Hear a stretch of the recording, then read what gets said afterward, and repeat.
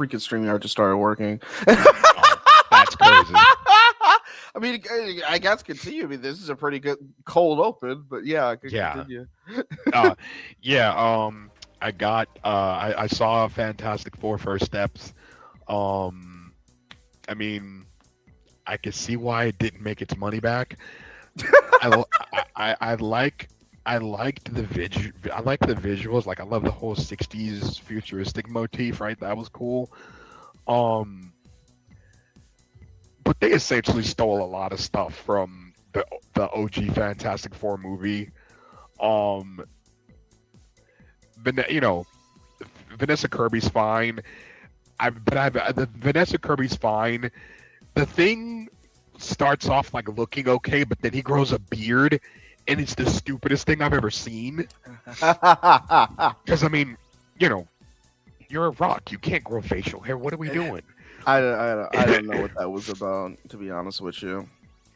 Oh, you saw it too? Yeah, no, I saw it a while back. At some point, I need to rewatch it. I was trying to pitch this idea to Dorito, but I don't know how serious he is about it.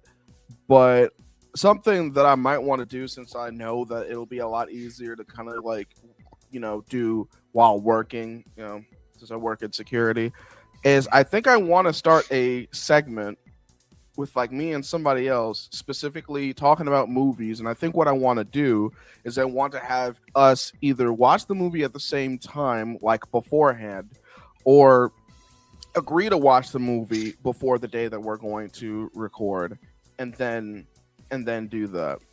I was gonna say I can do it. I got thousands of movies in my possession right now. What are we talking about? I mean, that's awesome. I also have thousands of ways to watch movies, both the legit way and the Jack Sparrow way. So Yeah, I mean, I it was works gonna say, out. well,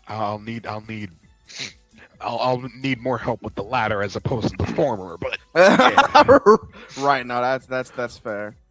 But yeah, no. Visually it was fine. Galactus looked dope. Galactus was actually the best part of the movie. Silver Surfer looked better back in the early 2000s than they did, and than he did in like the newer version or whatever. Also, I love how they replaced Silver Surfer with his wife, but gave her like his storyline, which is crazy as ever. She gets his backstory, which is kind of insane. That is pretty interesting, to say the least. And I've never seen a more like insecure Reed Richards. And if Pedro Pascal is gonna be like the leader of like the MCU or whatever, then the MCU is most definitely in trouble, because that man, I wouldn't trust that man to be brave at all. Yeah, it did seem like That man doesn't have a brave. Especially with the last variation of Reed Richards that we saw in Multiverse of Madness. Even though he was kind of an idiot, but pretty much everybody in that movie was an idiot. Yeah. But yeah, after the last one we saw, where he at least had a little bit of charisma, even though he was stupid, having this one, the Pedro Pascal one, come out and basically seemingly be unsure of like literally everything at all times was kind of strange. The scene where he was talking to his baby, I was furious. I'm dead serious. No, I was furious, because I'm like, yo, so you mean to tell me you're this insecure as a man, you're gonna pass that down? He was talking to his kid. Are you being serious right now? Really? You're gonna pour your insecurity onto your own child? Because they feel what you do. Right. Like, kids are always going to be paying attention to their parents, even when they don't think they are. Like, kids are very smart, and they don't forget things. Like, and I'm just like, bro, like, how stupid are you? Like, go deal with your insecurity. Go deal with your insecurities. Like, go to counseling, go to therapy. Like, go pray. Like, what are we doing? Go figure out your life. Like, actually, just go figure shit out, man. Yeah, and then he's like, and you're the leader too, or is he? Or is the Invisible Woman the leader? Like, I was like, no. And then the fact, first of all, then the fact that, like, and this might be an impromptu review. I know you don't want to take too long on this, but all I'm gonna say is if you want like a proper Fantastic Four movie, just go watch the Silver Surfer one from back in the day. Yeah, you still gonna have some problems. Yeah, it's still gonna be corny, but the CGI in that one looks better than what we got now. Oh, and Human Torch wasn't a ladies' man, which also got on my nerves because I'm like, that was that's like one of his entire things is being charismatic with the ladies. Now, granted, the fact that it seemed like he just really, really, really, really had a thing for the Silver Surfer, I thought that was weird. Yeah, that, like yeah, if there were other women besides the Silver Surfer that he was like interested in, that we saw on screen that he was trying to hit on, it would be all right. He like Johnny Storm, he's kind of a playboy adjacent, like he just if it looks like a woman he wants to smash, fair enough, that's consistent. But the only one that I even saw him putting this much effort into, and the fact that she's alien as shit and it seems like she was falling for it, was really also crazy to me, because it's just like, really, has she like if she wasn't millions of eons and years old, then maybe that would be one thing. She was like, had only been alive as long as another human, then okay. Mm-hmm. But the fact of the matter is that she can be charged by this human male doesn't make me upset at the fact that that can happen. What makes less sense is the fact that you have literally lived a million of this man's lifetimes, and you're telling me you haven't gotten dick yet? This is the point in time where you want a boyfriend? Are we dead ass? Too, and also too, you mean this anemic Human Torch? You mean tell me this guy is the guy that you fall for? Really? Yeah, that's right. Like nothing's gonna top fucking Chris Evans. I was about to call him Charles, and I'm like, that's not his name. I was just saying, at least with Chris Evans, he was charismatic. I'm like, okay, cool, I can see this. Chris Evans' freaking Human Torch is like still at the top for me. Michael B. Jordan's, it didn't help that he was in a. I need to rewatch the movie, but I don't remember it being very good. But I do need to rewatch it. No, I fell asleep watching. I went to go see that movie in theaters just for the gag of it. And yeah, I fell asleep while I was watching it. It was that boring. The trailer was cool, but that was just because the trailer music was dope. That was because the trailer music was good. But other than that, yeah, it's you're better off just watching like the first two OG Fantastic Four movies. Makes sense. But you guys are probably sick of us talking about movies right now. I mean, even if y'all were, we probably still would. I do want to eventually start that series. The question is, would it be talking about bad movies, talking about good movies, talking about both, maybe a bad movie and then a good for like an hour, and then a good movie for like an hour or something? I think we need to do it one movie at a time. Yeah, you're probably just pick something to watch and then kind of go from there. Yeah, no, I definitely want to do that. What I might have to do with that, because this idea does sound like it's something that I want to experiment with before. What I might do is I might like, not for everyone, but for myself, I might rotate weekly and movies. Maybe do like 1 week I host weekly, and then maybe another week Jet hosts weekly, and then maybe like either sometime after or sometime before, we do like me and you do movies or something like that. And maybe if we get done, we can switch over to and join Rooftop or join weekly. I'll think about it, but this is something that I actually like. I love weekly. Weekly's my baby, but I do want to start actually talking about movies, because I really do like talking about movies and TV shows too. Yeah. So yeah, everybody watching, definitely keep your ear to the ground on that. Funny thing is, I was actually gonna start. So I started watching the Thunderbolts. Thunderbolts. And I'm getting kind of bored of it, to be honest. Really? Yeah. Because it's full of a bunch of people that I don't really care about. Okay, see, that doesn't help. You have to. I actually care about a lot of those characters, so I actually personally really enjoyed the movie. But again, I watch the TV shows, and that's why I like those characters. If you don't watch the Thunderbolts, is one of the key examples of like if you don't watch the Disney Plus shit.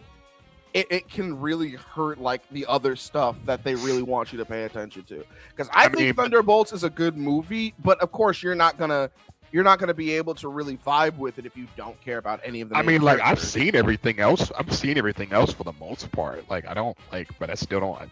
You know, still didn't care for it. Yeah, I don't. The only person I like is Winter Soldier, and I mean, Buddy's not even Winter Soldier anymore. So yeah, like he's just a guy that's working for the government. You know, he's a politician now, which trips me out because I'm like, do y'all know this man's backstory for real? Really? I think they were trying to like replicate something from the comics. But did you finish? You say you didn't finish the movie, right? No, I didn't. Okay. See, I don't know if you plan on going back to it, if you care about being spoiled. Yeah, not really. I mean, I'm gonna go back to it. I'm gonna watch it, obviously, but not really. I mean, I like, you know. I've always been indifferent to Yelena. Red Guardian's a goofball, and you know, the invisible chick from the second Ant-Man movie. I mean, nobody gives a crap about her. Ghost, yeah, I forgot she existed. I didn't watch the second Ant-Man movie. I didn't watch it.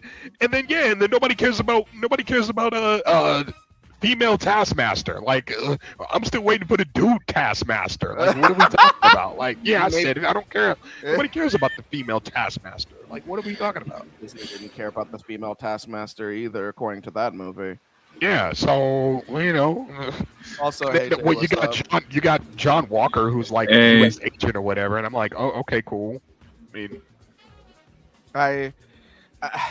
see, I liked John. I liked John Walker in The Falcon and the Winter Soldier, but they fucked him up in Thunderbolts. He's like a different character in Thunderbolts. I mean, he's got some reason to be the way that he is, but it just sucks that we have to sit here and pretend like this is how he always has been. Like, no, the fucking villains of The Falcon and the Winter Soldier, or I guess the villain primarily, because fucking Bucky kind of just being a lapdog, because that's all he knows how to do, I guess. Even in Thunderbolts, he's kind of like that.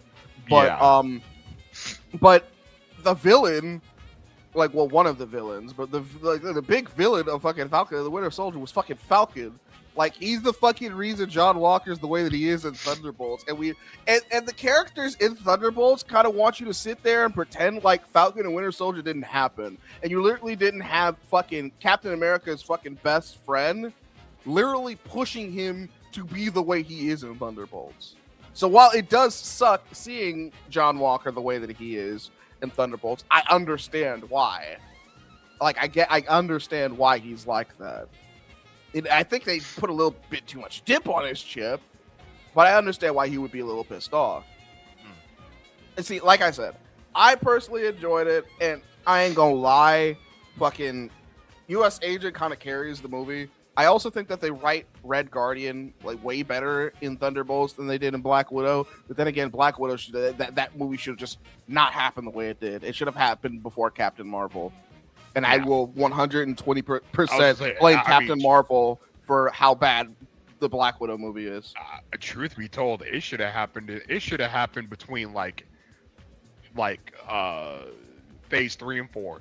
It should have. Around that it should have happened way before phase 4. Actually, to be honest with you. Yeah, it should have happened like probably before the Ant-Man movie, or at the very least after the Ant-Man movie, just somewhere around Ant-Man, because Black Widow mattered way more even to the overall plot, I think, of Endgame than Ant-Man did. Yeah, Ant-Man had the time machine, but Black Widow is the reason why the heroes were able to get one of the stones. So it's like, if anything, they're equally important. So they equally should have gotten attention when it came to their movie. You want to, again, this is the fucking shit with Wonder Man again. You want to push the fucking, like, strong female that sucks. That's actually fucking, like, washed, by the way. Or swapped, by the way, gender swapped. Not Wonder Man, who's not fucking race swapped. Because if you're saying that, you didn't watch the show. Like, literally the original Wonder Man's in the show. Like, fuck off. Like, Okay, here's a question for you guys. Have you both watched the Masters of the Universe movie that came out recently? No, not a fan of He-Man. Never really cared for He-Man like that. Really? I actually really liked him when I was growing up. Well, I mean, I liked all the Masters of the Universe, so I was pretty hyped for it. And I watched it with Mom, so I'm gonna be hella biased towards that movie because of that. But yeah, there was let's just say there was a part in there where like if someone said, well, they can't even say that because it's just like a white dude playing a white dude, but like technically that's swapping. That's not the exact same person. But again, I digress. I'm not gonna feed into that bullshit. But I personally like Thunderbolts. Maybe it's less great and more mediocre than I think. And again, I think the biggest thing that's holding it down is what they did with the main characters beforehand, like putting them in shit that's not good. Yeah. And then putting them all in something that's, I would say, mediocre, and then expecting people to care. And it's just like, you're asking for a lot. Like a bad first impression still stays, even if the next movie that they're in is like, okay, I'll give you a perfect example. I never cared about Captain America like as a hero until Winter Soldier. Like I knew who the guy was, but I didn't like the first Avenger was mediocre. But then like when Winter Soldier came out, like that was completely different. It made me care about Captain America and the Winter Soldier and Falcon, you know. So it's like one movie made me care about three people that I never cared about. So I'm like, you know, a movie can do a movie can, if made correctly, can undo a lot of damage, but you know, I mean, it just has to be in the right hands. And I mean, I think another thing that I don't like about what they did with Thunderbolts is they basically made it do two things at once, which is not what I think the Thunderbolts were ever meant for. Because here's the thing, the Punisher was a Thunderbolt, but with them setting up the Thunderbolts as we're also going to lead into the next Avengers movie as like, oh, okay, we're the new Avengers. We're going to be, you know, trying to be seen as the actual Avengers. But we also have to be in this kind of like clash with fucking Captain Falcon, because apparently he's setting up an Avengers, which I need to know this. Who the fuck is a part of Captain Falcon's Avengers? Please tell me, because the new Avengers / Thunderbolts, they already have Bucky. They literally already have Bucky. They have the current Black Widow. They have Red Guardian. They have U.S. Agent, a former Captain America. They have fucking nobody gives a shit about Ghosts. Right. Like, who does Captain Falcon have? Spider-Man? No. He's got his. He does have War Machine thanks to fucking what's her face, fucking. I was about to say Reva, bro. They're all melding together. What's the fuck? Yeah. Gaia. Thanks to fucking Gaia, fucking War Machine it is back in the fray. If he can even, if Don Cheadle ain't too old to fucking do it now, it's been how many years? I was gonna say, who the heck is Gaia? Are you serious? I was gonna say, man, I don't fucking know. Neither of you know what I'm talking about. Guy is the fucking. I know Guy the Fierce Knight from freaking Yu-Gi-Oh, but that's the only guy I know. Oh no! I know there's a Johnny Gardner. Okay, Gaia is the fucking ultimate Super Skrull for the end of fucking Secret Invasion, who literally gets all the fucking like Super Skrull. You talking about old girl? You talking about what's it? Man, nobody care about her. So I mean, I feel like in the grand scheme of things, people should, because Gaia is like could probably solo all of fiction at this point. Like that's how strong she is.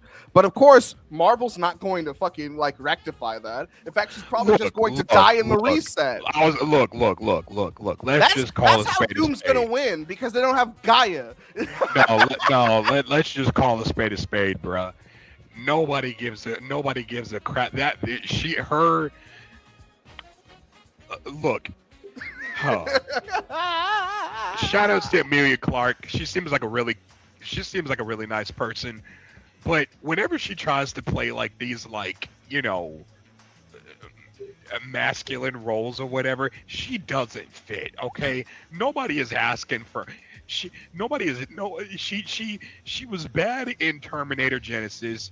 She was bad in Solo: A Star Wars Story, and she's bad in Secret Invasion. Nobody's asking for her to play this, wannabe dude role. Like, no, go, no. And you know what's funny? She admitted that herself. She admitted that herself in a role. She was like, "Yeah, I'm glad to have had I'm glad to have had the roles that I've had, but they weren't popular with the fans. So they're not gonna call me back for them. So yeah, guy is not coming back, kids. So just hate to kill your hope, but there it is." Yeah. But I don't fucking know at this point. It's just like I'm trying to have hope. I'm trying to give shit a chance. That's one of the reasons why, at least for a bit, I wanted to give Avengers Doomsday a chance, because I thought, like, first of all, I thought that maybe like Doomsday would be like a multi-part thing, kind of like the stuff with Thanos. Does not sound like it's gonna be something like that, at least not initially. Maybe they'll. Well, no, that's no. If anything, Doomsday will probably lead into Secret Wars, but that's Doomsday is gonna get 2 movies and that's it. Yeah, Doom is gonna get 2 movies and that's it. They're gonna kill him. Probably. They didn't, dude. Doomsday was a Hail Mary last minute play because of the whole thing with Jonathan Majors. If the whole thing with if Disney hadn't bailed on Jonathan Majors, then we'd still be talking about Kang the Conqueror. Right. So yeah. But yeah. But anyway, I guess let's actually get into the topics of today, because I could probably be on this fucking nonsense forever if I really wanted to. So. But yeah, what is the first thing we're going to talk about? Wait, what the fuck? Hold on. I thought I had all. Wait, I didn't even realize I had YouTube open. Am I? Hold on. Let me make sure I got everything ordered correctly, because I don't. That's not the first thing that I want to start with. Okay, yeah, there it is. I was like, why are we starting with that? I'm pretty sure I wanted that to be later. Well, for anybody who was probably wanting to do something more serious with YouTube, like, me, I got some bad news for you. And I'm sorry we're starting off with this, but I just want to, I'm going to rant a little bit about this, probably. But Zach Busey, again, not saying his last name correctly for a reason, posted this. YouTube is making changes to the YouTube Partner Program for new applicants. Starting February 1st, 2027, creators will need 8,000 qualified watch hours, up from 4,000, or 20 million qualified shorts views, up from 10 million.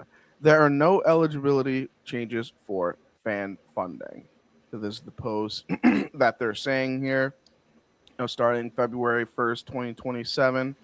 And guess I give up. I was never gonna make it to the threshold as it was. That stinks. What's the point of this? Make it harder to join, bro. It's like there was a point in time where trying to join this fucking program was actually very fucking viable and worth your time. And it seems like as days go on, like YouTube is trying to gatekeep this shit, this broadcast yourself shit, which you notice they're not using that as their tagline anymore. I don't even think YouTube has a tagline anymore. But it's like now it's at this point, and I know this is going to sound really fucking like mean and shit, but at this point, I think that YouTube should just fucking bite the bullet and just turn YouTube into fucking like one of the standard streaming services, like paywall it and only have like people that have hit like 1 million subscribers on it. Maybe make a separate variation like Twitch or something else where literally only fan funding is the option. Like there's no like ad rolling for people that have under that subscribe account, because like this is just wasting people's time. And for what? Again, just to make it harder. Like, even if you have something important to say or something good to say, it's just like, oh, well, now we're just going to make it harder for you to join because we can. And it's just like, it can't be the data. It's got it, like, it looks like it's just money, because it was, if they were running out of like data centers and places to put that all of the data that people are uploading and shit, they would like be cutting it off completely, not making it harder. So it just seems to be a money thing. Like, hey, we want all of your videos to make us $1,000, $2,000, $10,000, or else you can't get in. It's like, get to work.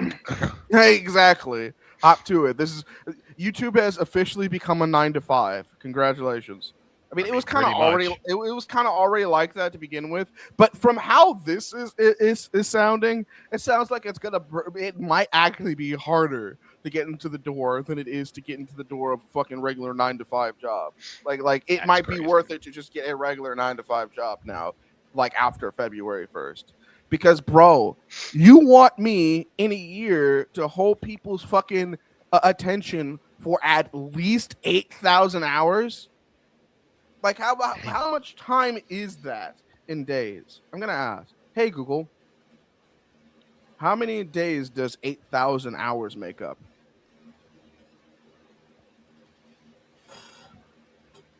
Hours is equal to 333 frac 1 days, or approximately 233 days. You want me to keep the attention of people for almost an entire year straight. Over the course of a year, you want me to basically keep everyone's attention for that entire year. Like, what are we talking about? That's 333 days. 8,000 hours is 333 days. That's kind of amazing, actually. Like, bro, like, actually, not even, bro, a lot of high-paying jobs don't even require that much of your time. Yep. Like, ridiculous. You might as well, at that time, you could go fucking, like, get started on your associate's degree. Like, get an actual, like, well-paying job that's not going to take that much of your fucking life. What are we talking about? And I know that, you know, it's kind of hyperbolic because that's like, if only one person watches you, you need them to, that one person to watch you for 333 like full days. But no one's gonna do that. Hell, like a lot of people might not even keep, you know, their attention on your channel for a full fucking 24 hours in a given year. Mm-hmm. Like, it's just ridiculous. Like, I already kind of got to the point where I want to be more casual with this YouTube thing, especially since I started Rooftop again, because this channel is casual as hell, and I'm actually fucking having fun with it. Like, fuck growth, even though we're having a little bit, and I appreciate the little bit of growth that we're getting, but like that's definitely not why I'm doing this channel. And after talking with, you know, a buddy of mine, you know, I think that's how I need to be towards network as well, because as much as fun as it can be at times, yo, Jet, what's up? What was I gonna say? As fun as it has been at times, I just I don't know. I just miss the stuff that I used to make, the longer form shits. That's just like that I can go back and watch and be like, you know what, this is very enjoyable to make. I can go back and watch this several times and still love it every single time. Are you talking about the essays? Yeah, I'm talking about those. I kind of, because I know how much you love those. Yeah, no. Every time I would work on one for you, I could just feel how much fun you had just doing everything with it. Yeah, there was passion. I was actually passionate about what I did. Maybe not a lot of people freaking like watch those videos, and you know, a part of me feels like they are fucking like way more useful than just the slop that's been freaking being put on YouTube lately with like commentary and shit. Even after dipping my feet in it, it's like, you know, there have been times where it's been enjoyable, but it's just like there have also been a lot more, like probably a lot more times where it's just kind of just been like, ugh, my heart's not in this shit, you know. But yeah, for anybody who's trying to get into the partner program that hasn't yet, I would say better either hurry the fuck up. better either hurry the fuck up or not give up, but okay, I wasn't going to say give Call up. me fucking. What the fuck was his name? Levi. Call me fucking Levi, bro. Give up on your dreams and die. Damn. I was gonna say at the very least have my mindset where like you're in it for the love of the game and nothing else. Like, if you're not doing it for the love of the game and you're genuinely doing it to make it big, you have two options at this point. Either hurry the fuck up, lock the fuck in, or give the fuck up. Yeah, it's just Like, I use YouTube as a fucking video portfolio. I don't give a fuck about this. I mean, I to an extent give a fuck about it, but like I want to have the same mindset on net worth that I do with Rooftop. It's just like I'm here to have fun, and if you enjoy yourself while I have fun, then that's awesome. If you don't, you can keep it moving. I don't care. I really don't. So fuck you. What the hell did I do? You cut me off, you son of a bitch. What do you mean? You know what I mean. I have no idea what you're fucking referring clip to. that you uploaded yesterday. The clip that I uploaded, yeah. Oh, I know. When you wanted to fucking end the show off like a fucking degenerate. You didn't let me do it again. How dare you? Yeah, well, it's fine. We can take a look at this degenerate that's, loves to shoot and slash at things. Oh, Marvel God. Tokon Fighting Souls, taking a look at Deadpool's character guide. Ooh, we got Deadpool.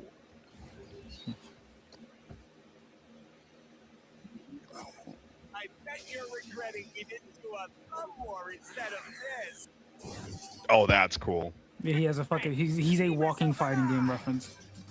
As he should be. Oh, and wow, he's middle of the road, bro. People are going to love that. Yeah. Also, remember when we were talking about stars? Yeah. The star why? rating? It goes the opposite direction, meaning Deadpool is harder. Huh? The lower the That's- amount of stars, the harder the character is to use. That's something not even I could have predicted. Huh? That changes everything. That changes everything, yo. I think they did that with Guilty Gear. I could be They wrong. did that with Guilty Gear as well. What it is like, ease of use is like one level in regards to ease of use, 2, 3, 4, 5. The higher the number, the easier the character is to use. Oh. Yeah, it's Oh. weird, but yeah.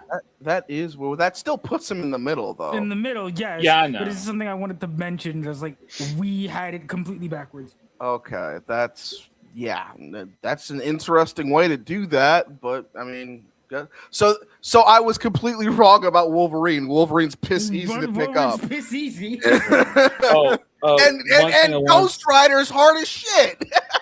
That's crazy. You know what's funny? He's not really that hard. No. I don't know why they been labeled learning him that way recently. because He's not that I'm hard. pretty sure they gave him 1 star, Yeah. didn't they? No, he's two. No. Oh, he's 2. Well, that's still a low amount of stars, though, which means like he's harder to use, right? Which makes sense in regard. I understand why. It's It's likely because got of to his do with gauge. Exactly, that's what I was gonna say. His gauge It's is not a that difficult thing. complex. But He's not that complex to use if you just want to use him.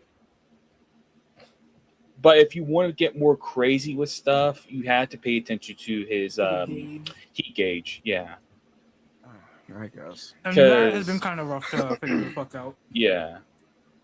I mean, is this the like kind of, is this one of those games where it just means like where it's just like the more tools you have, the more complex you are? Is that like how simple it is? Or That's is how there it more? seems. Because Yeah. I'm noticing a trend like people with more bars are harder to use with an extra like Magneto or at least I think Magneto had Magneto had an extra bar, and then Blade had an extra bar, and I think he had a low amount of stars too. I think so. I have to look now at that new context. I have to look back at the other stream where we were looking at these. Oh, one thing I want to say about Deadpool is that he actually has some secret. He has some hidden inputs. I would if anybody's gonna have hidden inputs, it should be him. Like he literally has a Shungokusatsu. What? Yeah. It doesn't- That's crazy. it Would you technically believe doesn't- me if I told you that does not surprise me? He was basically he had Shoto moves in Marvel vs. Capcom 3. I wouldn't call him a Shoto completely, but he did have Shoto moves though. Yeah. He also has a healing move that's hidden input. Oh, so well, I guess that's the opposite of Yoshimitsu because Yoshimitsu has a lot of moves that just fucking hurt him. Well, what's funny is that healing thing is actually referenced to Yoshimitsu. Really? Yes. That's definitely a Yoshimitsu move. That is exactly what that's supposed to be a reference to.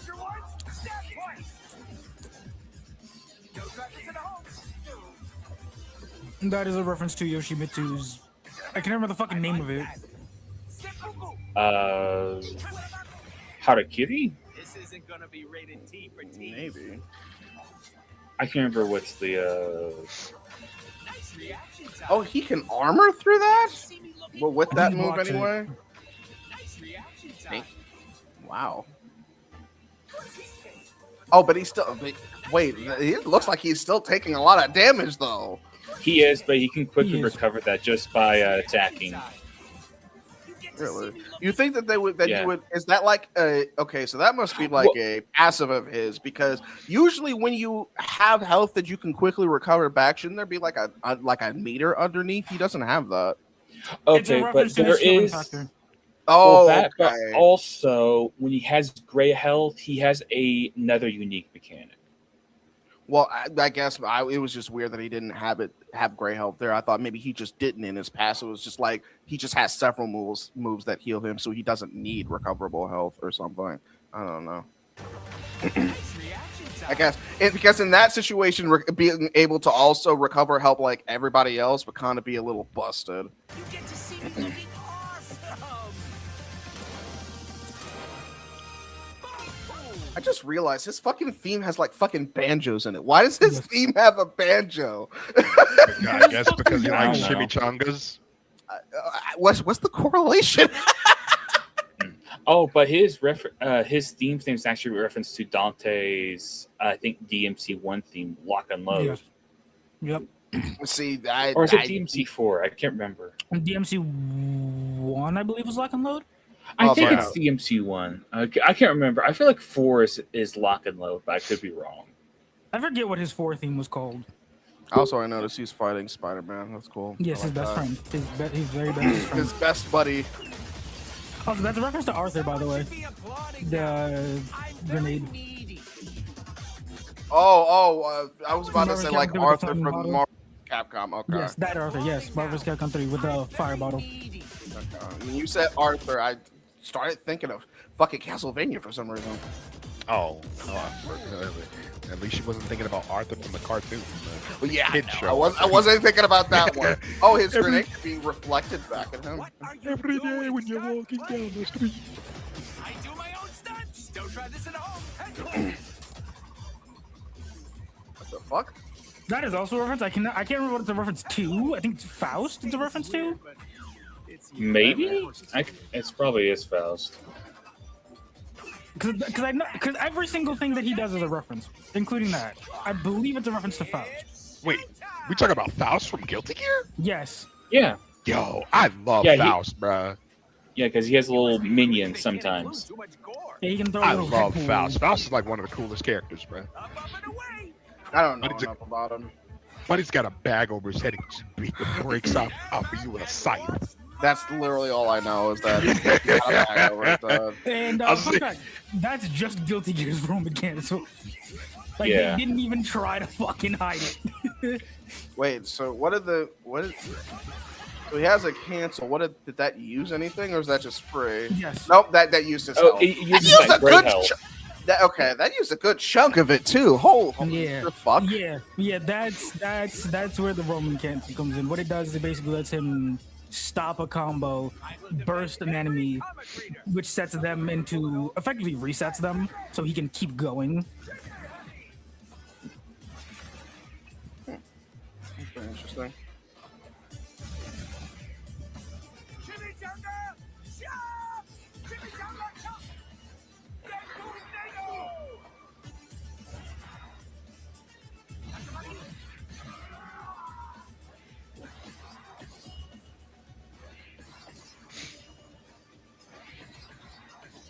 Very cool. Yeah, that's a fun looking move.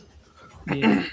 I love that everything he does is a reference. Whether it be fucking Hazuma's up kick. Yeah, pretty cool. Very. It's strange that he has all of this stuff and he's still like, on normal difficulty. Yeah. Because it's like there's just a lot of chaos. Oh, and you can feint it too? Okay. That's cool. I don't know if I'm alone, but feint moves are just super fun to me. But I'm also very biased towards that because the character I main in Tekken is that's one of his key things is just feint moves. Yeah. I've never cared for them. They're cool. But if they're not there, I don't care. I don't know. I like confusing people. Confusing people and making people nervous is fun.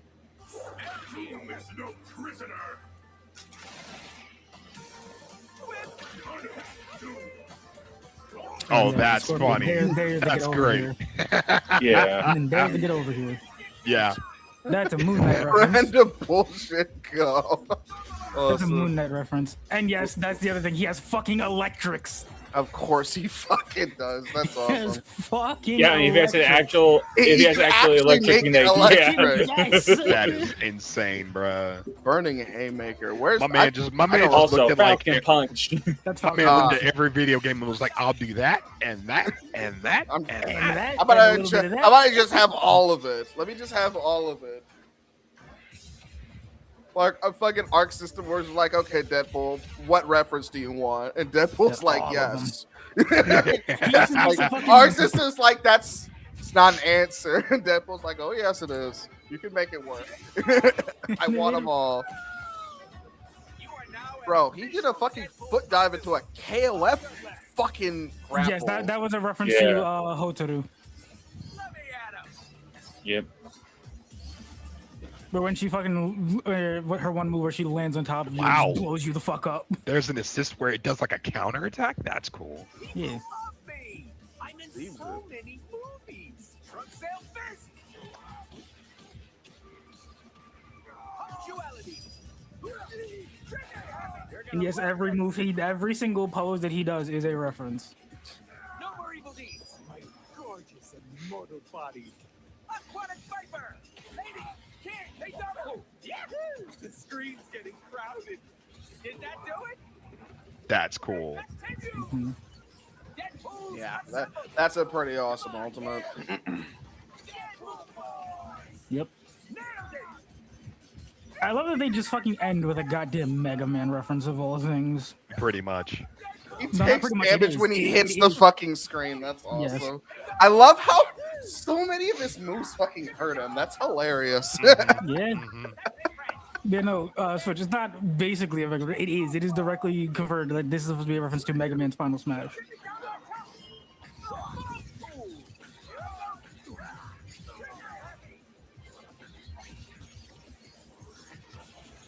I'm still upset that they gave him fucking electrics. That- He did so fun, and he actually just calls foot dive, foot dive.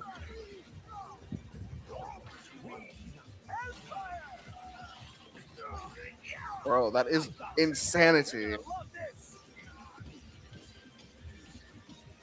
No more evil deeds. I am the perfect merc. Bro, where'd all his fucking health go? That is so funny to me. Just sitting here losing health as he's doing this fucking string. Hey, you should know we got the bigwig to sign off on all this. Oh my gosh. Yo. Yes, he makes a JoJo reference. That's crazy. As your biggest fan, it was an honor to beat you, Captain. That makes me number one on the hero leaderboard. That was Tell me- yo. please tell That me was you a know what Street the Fighter ending 2. Yo, that was a Street Fighter 2 Yup. reference. That's amazing. Yeah. That I know. He makes a JoJo reference followed by another JoJo reference, then ends Also with a his- Street Fighter reference. That is Also, his brilliant. outro I is love also the beginning of his outro is also reference to Faust's instant kill. Mm-hmm. it. That's kind of amazing. Also, fun fact for you about Tokon Switch. You're familiar with the storyline Champions of the Universe, right? From the comics? Nope. Really? Is that when like Marvel and DC fight each other?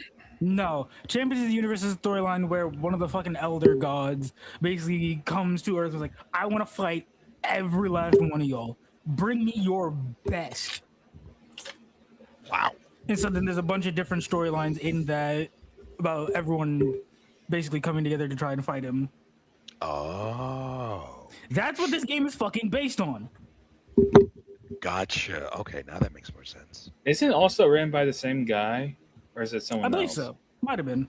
I don't believe it was written by somebody, but I can look. Yeah, it's apparently supposed to be based on that. And the only reason I know that is because if you've done the episode modes, which Reed, I know you have, you know that big giant hulking form that he fucking has at the end? Yeah, fuck that form in survival mode. Piece of shit. I want to kill her with my own hands. Bro, fuck that. I'm still trying to beat it in the story mode. Dude, fuck the story mode version. You go into the survival mode, that motherfucker is two touching your ass. Jeez, I believe it. I fucking believe you. And But guess that what? big That just to get to 100, you have to get it's like color 7. That's the most bullshit thing there is. Oh my god. Dang. Mind you, I think it's like the 60 or 70 area where that's like where the difficulty really rises. Ah. Yeah.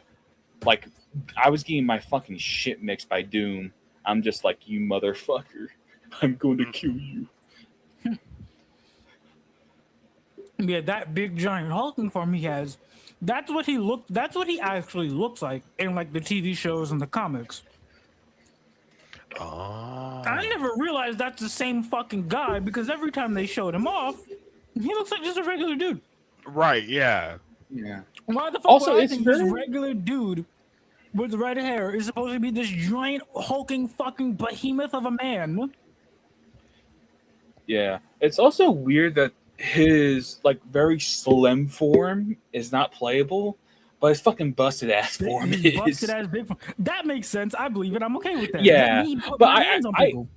Let I me do put wish my I had hands on just. people. I do wish I could play his like slimmer form because he actually And, has like, some very cool transform moves. into the big Yeah. one. That would be fun. Yeah. Like some, or like when he loses a round, he transforms into fucking into the big form. Royd McGroarty. I was gonna say Gil does that in Street Fighter 3, where like, you know, you'll fight like base form of Gil, and then all of a sudden, like once you beat him, then it's just like, oh, he's like resurrection, and then he comes back and just wreaks havoc on you. Yeah. That's actually insane. Yeah, I do like as the story fight goes on, he starts getting closer and closer to what he looks like in the shows and the books. Oh, Like he okay. starts out in his slender form, then he gets big, then he gets even bigger. He's fucking shirtless now. He's got his long ass fucking hair spiked up like it is in the fucking comics. Like it's such a cool thing to see. And you also actually get to see some of the other elders, like the Watcher and the Collector. Oh, okay. They brought the Watcher back. Nice. Yeah, they got Watcher, the Collector, literally all the fucking elder gods. And apparently the fucking Yeah. promoter is also one of the elder gods. Oh, really? Yeah, I and thought she it was just a looks random- ho- I thought she everyone was just a did. random person that they created just for the That's game. what I thought, but no, this is supposed to be this bitch. I'm like, where the fuck did that come from? How did you? Well, seeing that it's based on Champions of the Universe, I get it, I believe it. But again, I would have never guessed that that's who that's supposed to be, because she pretty much has only ever showed up in this game outside of the comics. Oh. She is always excluded from the few times that he shows up. Because he shows up in some of the games. He shows up in in the Guardians of the Galaxy cartoon show, which is how I found out about him. Gotcha. I didn't know the Guardians of the Galaxy had a cartoon show. Yes. Yeah, it was kind of ass, but Yeah, actually. There you go. Also, I don't think it was in the cartoon, but he was also kind of voiced by Master Chief in the Avengers cartoon show. I had no idea. Yeah. The Avengers cartoon show is another thing that I did not get a chance to watch. Okay, wait. unfortunately. Which Avengers cartoon show? There were like 5 of them. The Mightiest I Heroes, would is that what say it's called? Earth. Maybe no. I Earth- forget. Because he wasn't. Mightiest I can Heroes? tell you right Maybe now, he Earth wasn't in Mightiest Earth Mightiest Heroes. I know that for a fact. Okay, you know He what? was Here, never let me in look it up so I can figure out which one it is. Oh, Let's see. Mash. Yeah, knowing this game is based off of a comic storyline is kind of cool.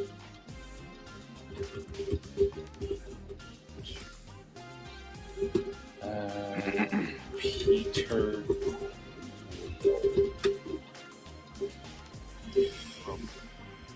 while you guys do that. Speaking of things being based off of comics, Oh I no, recently it is watched- Earth's Mightiest Heroes. he is an Earth Mightiest Heroes win. Let's see. Let me see what this episode is. If it'll load. Let me know if you pop it on the thing. I could always put it on screen. Or Oh, something. well, okay. What the fuck, YouTube? Sure, just pull that bullshit on me. What did they do? The video isn't available anymore. What? What? Why I not? don't fucking know, man. Well, that's Here, let me fucking see. Let me. Never mind. In case someone ends up being interested in this, in comedy, or should I say comedy? Oh my god. That's Shut up. Okay. the reference. You're so ugly.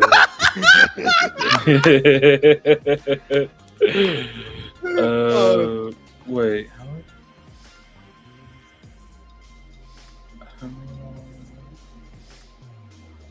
No, but everybody that came in and watched the highlight, glad you guys enjoyed it. That Here. was doing incredibly well. What do you mean, fuck me? You were the star of the show. One here of he them, is. anyway. No, Star-Lord, yeah. Played Star-Lord? That's I Yeah. know, yeah, I thought we were still talking about Champion. Yeah, I knew Star-Lord showed up. No, Because no. there was the I fucking said Star Lord. I thought I didn't hear said that Star part. Lord. I thought you were still talking about the champion. Yeah. That's my fault. I probably didn't Yeah. say it loud enough. Fucking Master, like the guy who voiced Master Chief to play Star fucking Lord? Well, That's to like be this fair, was this before- that's like again. This was that's like This is- he's done it more than once. Yeah. But like you gotta also take into account that this is pre MCU dorkified Star Lord. Oh, This is He's Star. not- I this thought is- he This was badass space pirate married a spaceship Star Lord. I'm not this gonna is- ask what that last This thing is means. this is Mr. Pirate Man. Mr. Pirate Man. This is coming to your planet, fuck your bitch, leave Star Lord. Peter bisexual for anything Quill. Bisexual friend. I'm getting scared. What does that mean? Will he fuck a fucking... Actually, he probably would fuck a cactus. He's like fucking Drifter when it comes to just eating literally anything, bro. Listen, if it's got a pulse and can consent, he'll fuck it. That's Yeah. the type of man Star Lord was, bro. That scares me more. Actually, wait, hold on. Didn't you play the Guardians of the Galaxy game from Square Enix? H. Yeah, You did. but the only strange thing out of that is the fact that for whatever fucking reason they decided, oh, in some other timeline, I fucked my sister. So Yeah. it's like, What? why did you say that so casually, Jet? Wait a minute. What do you mean? Yeah, 'cause that's like that's a the most thing. normal thing ever. That's a thing that is happening. Then again, you across the Star did Wars. you did defend Alex. I don't even know why I'm surprised. Let's go Alex. into the next topic. Where's my shit at, bro? Who the fuck's Alex? Wait a minute. From The Street next Fighter. Oh, I was gonna let him fucking think about it for a second. oh, Street Fighter Alex. Good lord. Let me turn this fucking music off. God. Okay, the next person we're gonna look at is someone that really fucking needed this, and I hope he actually gets more good things coming to him. We got Cletus Cassidy, good old Carnage.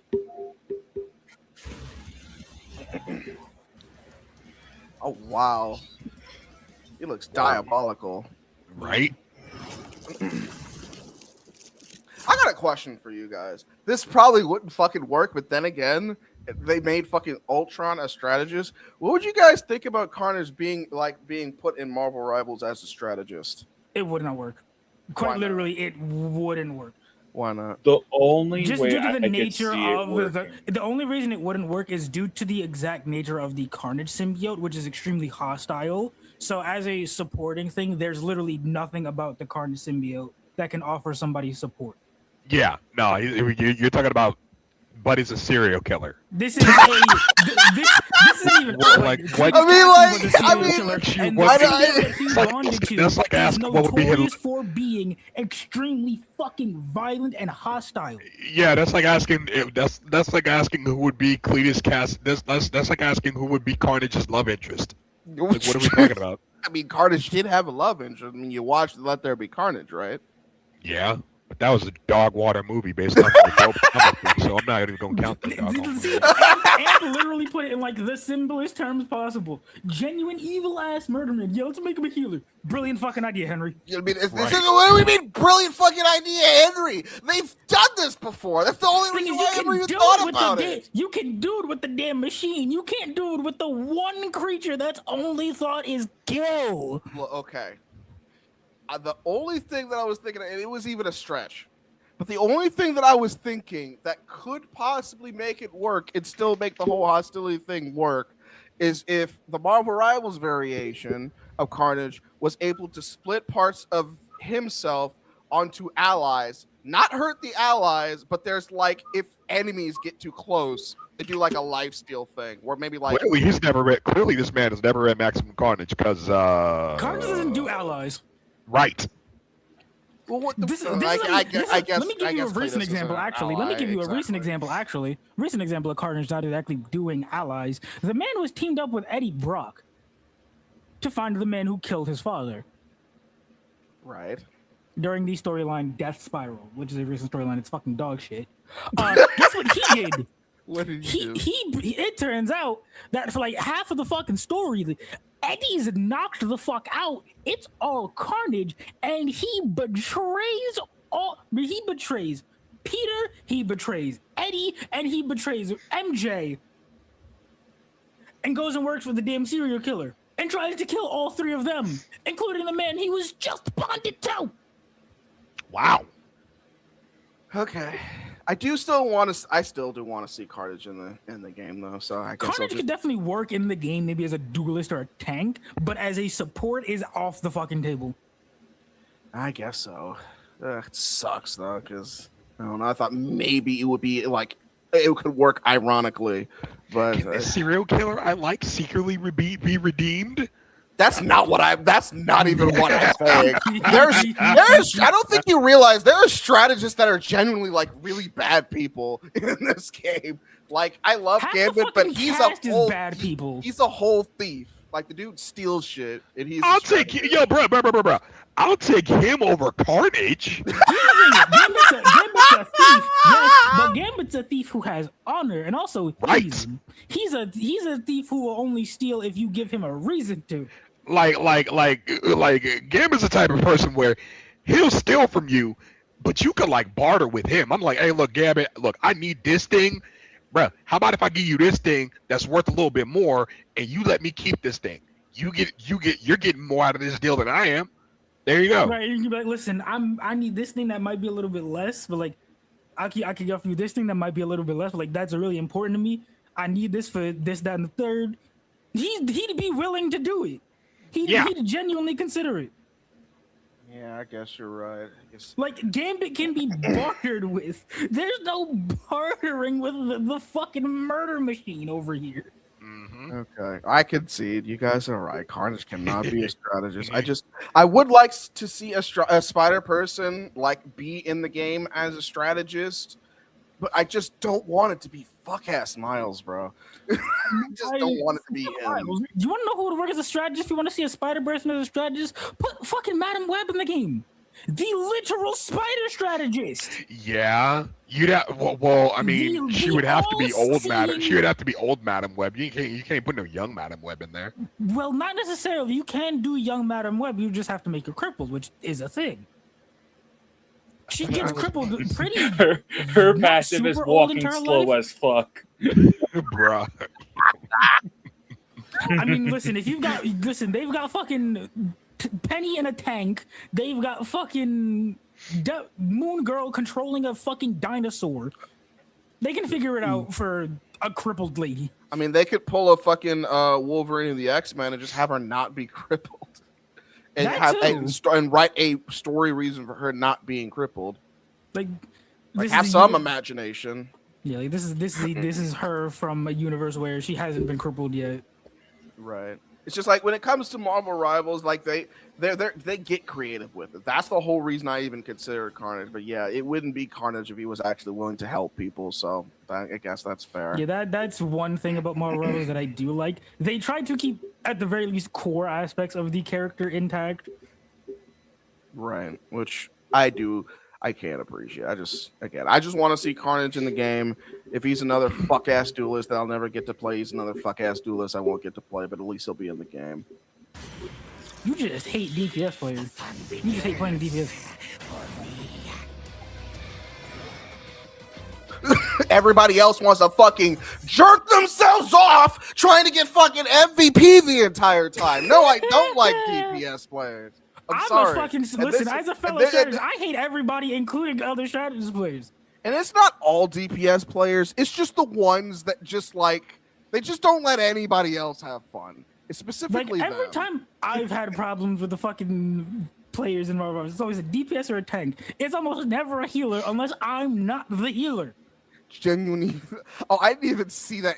I didn't realize that Amp was the one that said that. Yeah, no, you're right, Amp. I'm wilding. You're right. But it's just like I guess that's another reason that I don't want to see. That's another thing. We got everybody wants to fucking kill people in Marvel. It's just like, you know, and that's another thing that I like about Marvel Rivals. They try to bend the logic a little bit to make, like, you know, certain characters work in other fucking roles. Like fucking Carnage again, he would just literally only work if his main idea was like, I'm just gonna kill everything and not give a shit about anybody else. It's just like, what would his passive be? It would have to be something along those lines to where he plays better if he's being a dickweed and not helping anyone. I don't fucking know. He's literally like gets like, you know, rewarded for being selfish. Carnage would work really well as a tank. I'm not gonna lie to you. I mean, well, I guess the reason that I can't necessarily see him as a tank is because I've always seen him as so skinny. But then again, there was a skinny Venom too, which, hot take, I liked that design of Venom. I don't care. I think skinny Venom could work in the right circumstance. Let's see. Right. Says, Fuck you know DPS what, players, H? fuck Right? tank Everyone trying to players. be the guy despite having them going 2 and 27 LTV. Thank you. Got the most characters. Can't go positive for their life. Because half of In these people quick don't play. play hero shooters. And that's the other thing. You're also playing quick play. People just don't fucking care about quick play for some reason. Quick play is supposed to be where you practice to get better at the character. At least that's what I thought it was for. Ugh, whatever. I don't understand hero shooters, man. I don't either. Even though Didn't you used to play Overwatch for a good amount of years? Don't. Yeah, I did, and I still don't get them either. Like, I like them, but that doesn't necessarily mean that I think that they all make sense. Like, Overwatch was on top of the world for a while. Let's call a spade a spade. Like, the main reason that I switched from Marvel Rivals to from Overwatch to Marvel Rivals is just because I like Marvel. I always have. If I didn't care about Marvel, I would probably still be playing Overwatch, bro. And all my friends moved from Overwatch to this game. That's another thing that didn't help.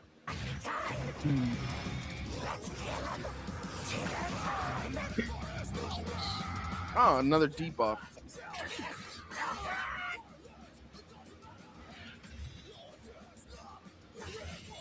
Ooh. So wait, so hold on. What did that do? And normal's the follow-up window is extended. Okay, so you could just hit enemies a little bit more. Yeah, he has a bit more room to hit them. Okay, Another no. Okay, so that ability like puts enemies in necrosis as well. Jesus. Someone is fucking like just having the time of their life wailing on that microphone.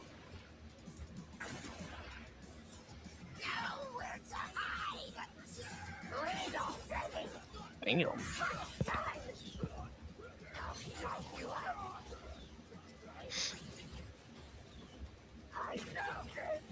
His fucking like just moves like just his look voice a lot. insanity. Yeah. You know Yeah, who's doing the voice for that?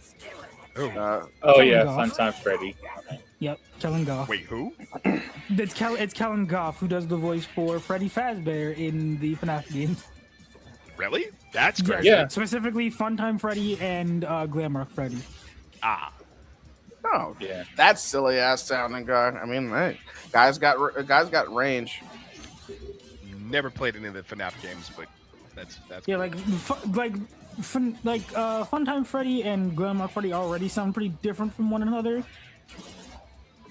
But then you hear him as Carnage, like, yo, this is not the same nigga. Who are you? Right? What? This shit's got so much fucking range. Hold on, I'm gonna come back to this part. What level did he say he was at? Okay, he's extremely easy to use. Okay, Yeah. gotcha. Yeah, he's extremely easy to use. It makes sense. It looks like he's just got all of this fucking like screen covering fucking shit, bro. Right? Wait, Like is it's- Venom in this? Wait, is Venom in this game? No. Oh, okay. I was gonna say there's no point in putting Carnage is Venom in this probably let's be real. Carnage is probably the Venom standing in this game. game. Yeah. Carnage is the Venom stand-in. Probably. We're I not hope gonna they get do like a Venom. Venom. I hope they do like a Venom bite move or something kind of like that. I don't think they do. I could be Oh. wrong. The last fighting game that I remember Venom even being in was MVCI, and that was around the time that people were just kind of like stopped caring about the series altogether. Honestly, Well, everybody I mean, checked out by that time. Yeah, I was gonna say, well, NBCI didn't do it any favors, so you know. Yeah. I didn't get a good look at Venom's fucking combos or anything. That fucking axe. Oh, and that's armor too. Mhm. Specifically, if you have them in Parasite Redux necrosis. Ah. Damn. Oh, and that's is an overhead. Oh, wow. Nice.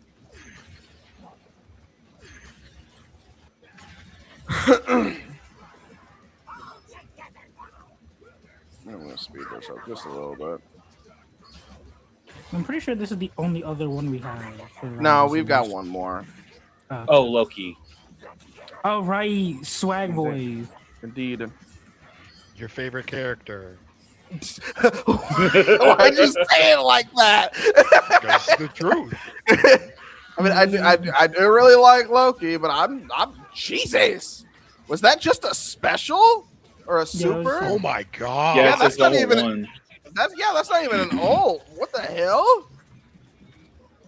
No, this is his wonder- level 2. Whoa, wow. that's terrifying. Okay, That's so yeah, terrifying. he just summons demons and then fucking guts you. Wow.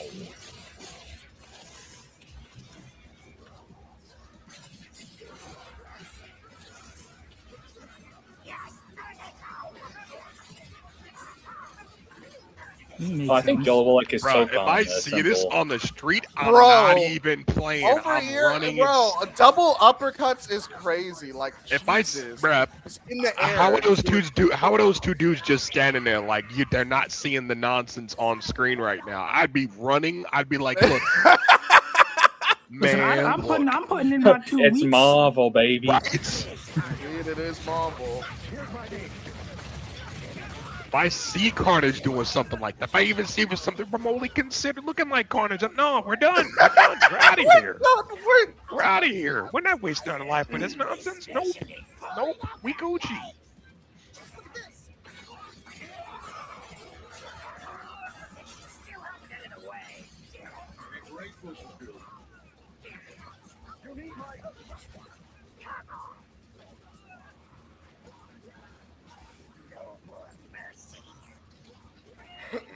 Oh my god! Whoa. Yep. Jaws. That's terrifying.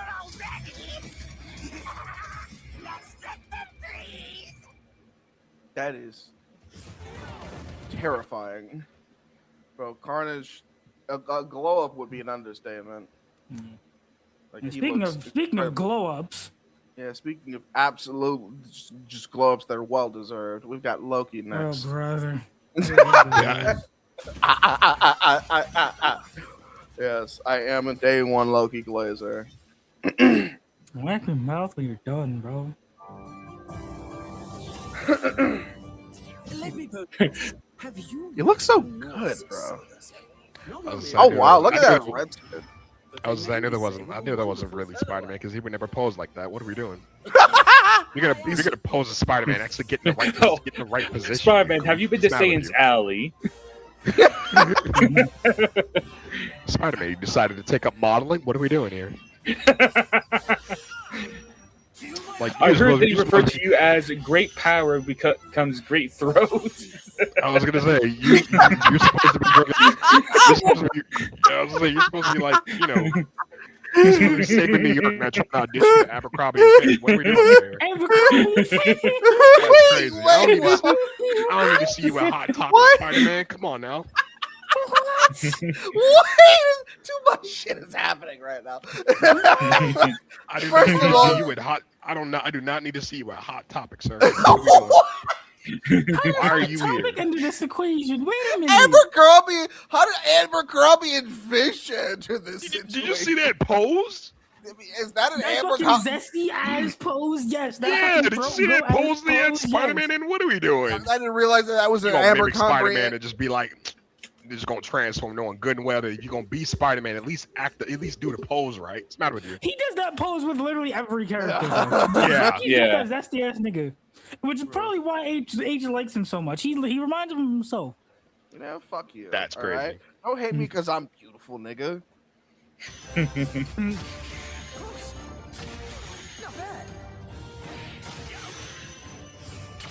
Why is he fighting Spider-Man? That's what I'm trying to figure out. Why Spider-Man of all people? He's fought Spider-Man a good few times. I mean, I guess. It also doesn't help that Thor's not in the game. Well, yeah, but it's just like I feel like they're wow. He might I be feel like- DLC. Who knows? I mean, maybe, but I feel like there are better choices. Like I don't know, maybe Iron Man or Cap. I don't fucking know. In terms of who to fight. Hulk. Well, yeah. I mean, I know it's like, oh, he fucking fought Spider-Man in the comics. Okay, for those of us that Not may even have not, in regard. I'm not even talking about the comics. He's also fought him like in a bunch of different fucking TV shows too. Like for some reason, these two are just always beefing whenever Loki leaves Asgard.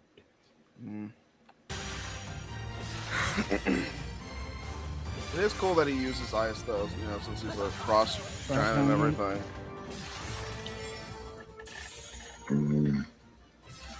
What the fuck was that noise? I wish I could tell you. I wonder why they're flowers or roots or whatever the fuck those are. Those look to be stones.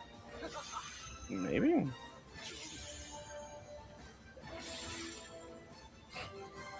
He does call them. I think the move is called Nordstones. It is. It's literally called Ah, Nordstone. yeah. No, it's just, I guess it's just because they didn't look like stones to me. Oh, another Fate move, Fairy Dice. I wonder what that could get him out of. Ooh, Oh, he can make a clone himself. he Okay, can make that's kinda clones. Bro, Loki's just fucking Sub-Zero. I just realized this dude's just taking Sub-Zero's shit. Cool. I mean, I didn't want to say it, but you know, I couldn't help but notice that. Deadpool's copying Scorpion. He's copying Sub-Zero. No wonder you two are on a fucking team together. You damn thieves.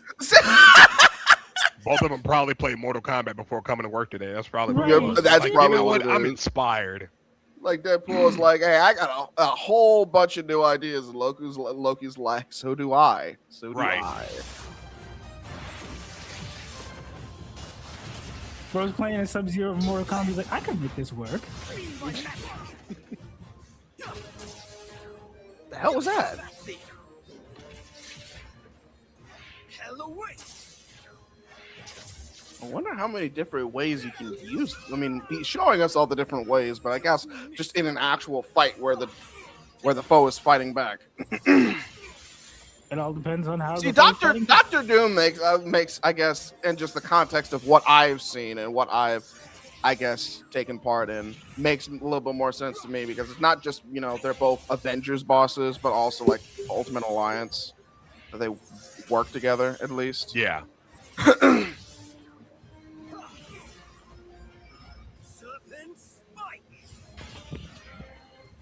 Does that come? Oh, I was about to say, does that come back at all? But I guess it does. Yes, Oh wow, there are different variations that do different things. Okay. Yeah, you can fake it. Bro. That's this cool. nigga Loki is an Oki machine. I'm just now noticing that. Yeah, Loki is looking like a setup character more than anything, which means I will not be touching him. Oh, dude, he looks fun as hell. Wait, hold on. Wait a second. Hold on. Let's see that. It looked like he did something that looked super unsafe, and yeah, what the fuck? He can just jab after that? How many frames is that of advantage? Good lord. He's plus. Yeah, and he's plus. Bro. And those illusions, I just want to see an actual fight where he's using those illusions and like what kind of like mix-ups he can get out of or just avoid using that. Like obviously he can't be in the middle of a combo, like get away from like a startup or get away from like a super or something.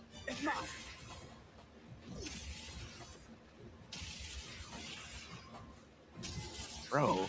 Power of the gods. Together now, Ghost Rider.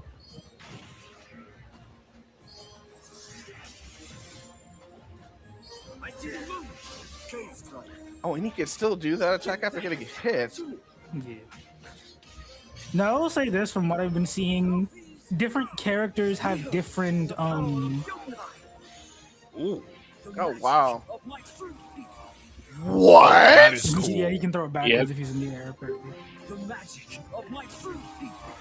Yeah, from what I saw, was it like different characters have different preferred assist positions? What did you say Loki could do, Jet? I said Loki could send it backwards. That's not what you said. I could have sworn. I don't. That's not what you said. That's not what you said. But you know what? I'm gonna let it go because my brain is saying nope, don't do it. Act your age this time, Henry. Strength and power. You Say. have ceased to amuse me. Be gone. Yo, that's cool.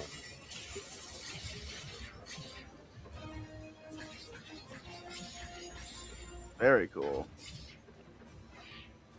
Oh wow, and he can use And all of his moves get fire amped now That is dope. because of Leviathan. a move that turns into a temporary buff is insane. I always wanted to be a hero.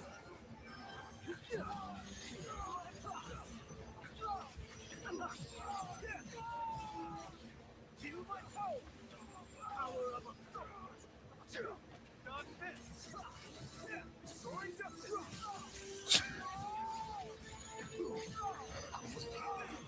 He's so clean with it.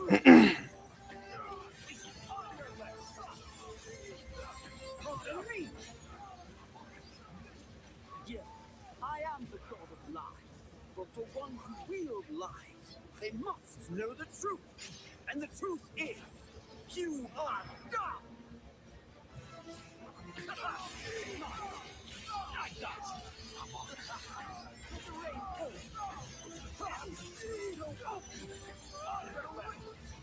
Come forth.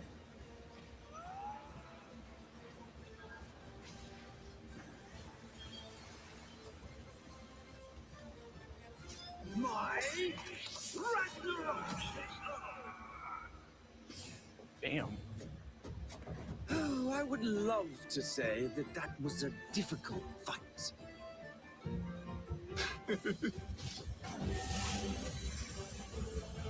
But just this one time, I suppose I'll tell the truth. Yeah, Very cool. that's such an anime thing. That's great. It really is. But This it's game is well. so anime. I love it. It is pretty damn anime. Like the fucking story mode arts were all done by like different manga and like comic book artists. That's pretty cool. Like the fucking Avengers one was done by Hiro Mashima, the mangaka for Fairy Tail. Also does all the art for it, Oh, that's why it looks so professional. and it Or looks like, so you know, fucking good. Good to know. Good to know. All right, let's move on to the next topic. I have no idea how long we've been streaming. It About an says hour. Oh, okay. Yeah, It hour 20. feels like we've been streaming a little bit longer than that. I don't know why. No, it was we had kind of a long intro, so that was what it was. Yeah, it's usually the because of- intros are very long once we Yeah, actually get because of into the- stuff. and because of the whole like StreamYards thing too. So Yeah, there was a little bit of a StreamYard outage. Like there were issues. It was on Twitter too. So it took us a while before we could actually like get the stream going. So me and Switch kind of just shot the shit for a little bit before I could even start.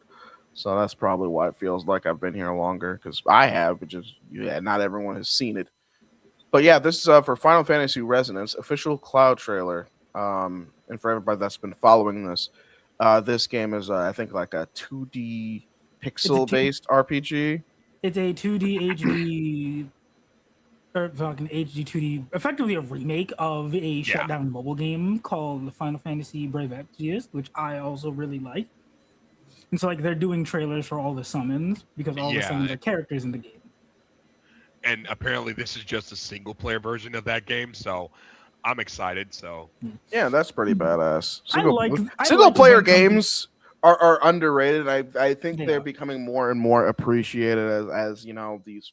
They've always been underappreciated. I've always preferred them personally. But like one thing I do love is when companies decide to effectively repurpose and rework their dead, shut down, or finished mobile games into like proper console games that people can actually play. yeah, Because a lot of them are really fucking good and deserve to be experienced and played. Like fucking Final Fantasy Opera Omnia. That was a really fun one. I desire someday Nintendo does something with Dragalia Lost. But they never fucking will.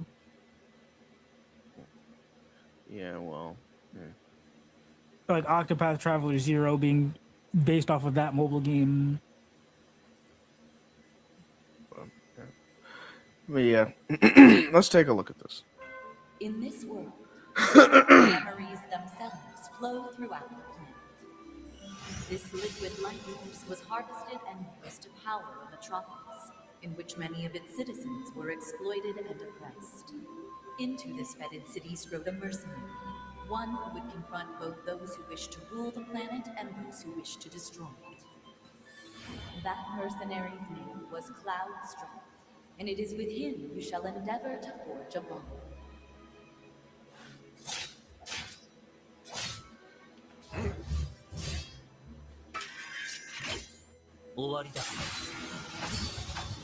oh, that's cool. Yeah.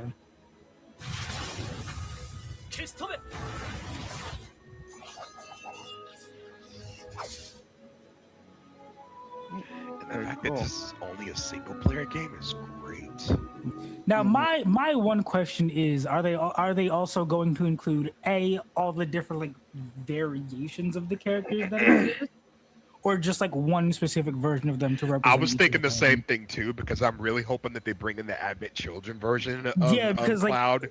that's what I was gonna. That's exactly who I thought of, because there's remake Cloud, base Cloud, and Advent Children Cloud. Right, and I'm really hoping that we get I'm hoping that for Final Fantasy Revelation, they give us the Advent Children Cloud, because I really want to use his ultimate from the Advent Children game, from the Advent Children movie. Yeah, the Advent Children animation was so good. I need to go back. I need to watch it again. I haven't watched it in a long time. I actually rewatched Advent Children recently. Genuinely fucking beautiful movie. I was gonna say, funny thing, did you see the what is it, the re-release of it? Because I saw the original we watched version. the complete edition. So yeah, and like they really. All I'm gonna say is they really wanted Dirge Cerberus to sell well because the movie came out like a few months before Dirge Cerberus did. Yeah, because I remember watching it like when it first came out. I watched it over at my brother's place at the time, but then I had no context for Final Fantasy VII like whatsoever, and I was hoping that that movie would kind of give me more Answer some context, of your but questions. it didn't do that. But it looked pretty. So, but now that they've remade, Final Fantasy VII Having Children, I heard that the complete edition is a better version, a better movie overall. So that's awesome. That's always Yeah, the good. complete edition is genuinely fucking great. Yeah. Hmm. Well, let's take. You know what's not great? Breaking like fixing things that are not broken. That's one of my least favorite things. It's just like, hey, something works perfectly fine, something works well, something works even better than the thing that you're trying to replace it with. What do? Well, you fucking replace it anyway. Mhm. So, Corey D. Lewis says Google is removing Google Assistant next month and forcing everyone onto Gemini AI. I wonder if AI will ever cease to be shoved down our throats. And there's a little email too. I got this email as well. It means like, hey, they're getting rid of the Google Assistant that works perfectly fine, and they're replacing it with Gemini. And here's the thing: I don't even hate Gemini. I'm just one of those people, one of those many people that doesn't need to use AI for literally every aspect of their life. So I Yeah. literally only use AI for anything that I would use Google Assistant for. Ask them for the weather. Trying to get ask them to take me home, which you got to be very fucking specific with Gemini. Google Assistant, smart enough to know that you mean, oh, open up the Maps app and take you and navigate you home. With Gemini, you have to specifically say, could you navigate me home using Google Maps or something along those lines. This thing that they want to push that now they want to replace Google Assistant with doesn't understand that I'm not literally asking you to pick me up on your non-existent robotic back and fucking marathon me all the way from Iowa to Nebraska. Like, what are we doing? Like, and this is, but you guys want to get rid of Google Assistant. It's so, I hate it. So It's just listen, like, as I let like me to have the say, choice. yeah, that's what I was saying. But I feel like Google is struggling for money because they keep doing all this dumb shit. They're Well, definitely yeah. struggling for money. Google's stupid. They They still. burned millions of dollars on AI and have yet to see a dollar back for it. Mhm. Mhm. But I they have a refuse to question. just be like but they refuse to just be like, maybe we're the problem. Maybe this just isn't a profitable, worthwhile endeavor, considering we're just burning money on it, trying to make it work. Like, it's funny. Like, I don't know if it's a coincidence, but earlier we talked about how Google wants their freaking partners on YouTube to make more money and get them more views and get them more viewership. I wonder what that's about, because it's not about data centers, because they got plenty of that. So what's the problem? Are you guys leaking money? Yeah, I wonder why. I hope it's not because you poured a whole bunch of fucking money into something that's just literally a fucking passing fad that's I'm just on the gonna downhill. I'm gonna send this into the topics thing just because we're actively doing it. Because I have a question to ask all of you. Let me take a look at what you're talking about. Reed's probably the one who gets this. When you die, where is your god? What? Nowhere. When you die, I guess. I where is don't your fucking god? know. It'll make sense when H pulls up the thing. When you die, Reed, Oh, where Blaze is your Blue. fucking god? He's back. He's back. I heard about this guy.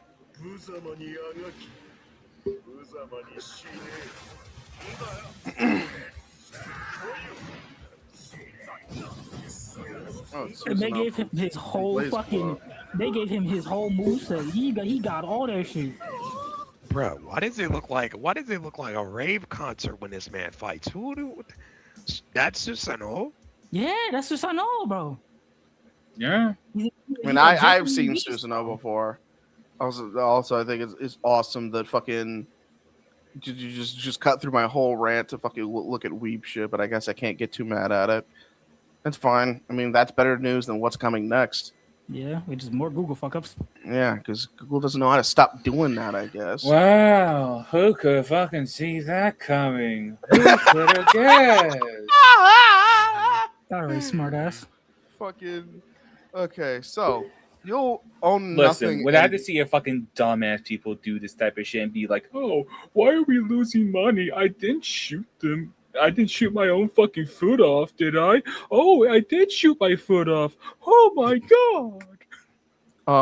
This reminds me. I got a question that I need to ask you guys. I know that at least one of you guys, and I think his name starts with the letter T, is going to completely dodge my question and freaking answer with something completely answer with something I did not ask, but I'm going to try anyway.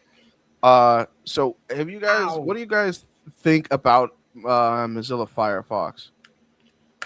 I don't use it, so I have I've no never opinion used on it. it. Nobody's used Firefox. I use it. I've use it pretty probably often, used it actually. like once, maybe for something, and that was it. What do I've you- never used it a day in my life. What do you think of Firefox? Which I mean, I don't really have a problem with it. Okay. The only reason I was asking because I have an avid Chrome user, and I feel like, especially with all the decisions that Google has been making, I need to try to make myself the least reliant on Google as possible. Um, and so I was looking at other fucking avenues for things that I could use for my everyday life that aren't necessarily Google related. I recently started using Thunderbird to organize my mail.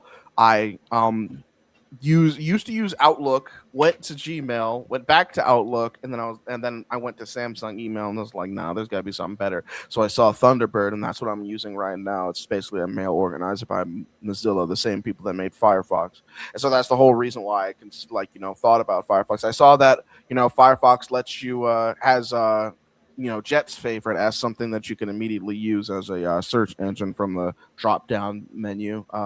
DuckDuckGo. Mr. DuckDuckGo. Because So- I've recently started using DuckDuckGo a lot. It's a good because it's a browser that I definitely do recommend. It's a good.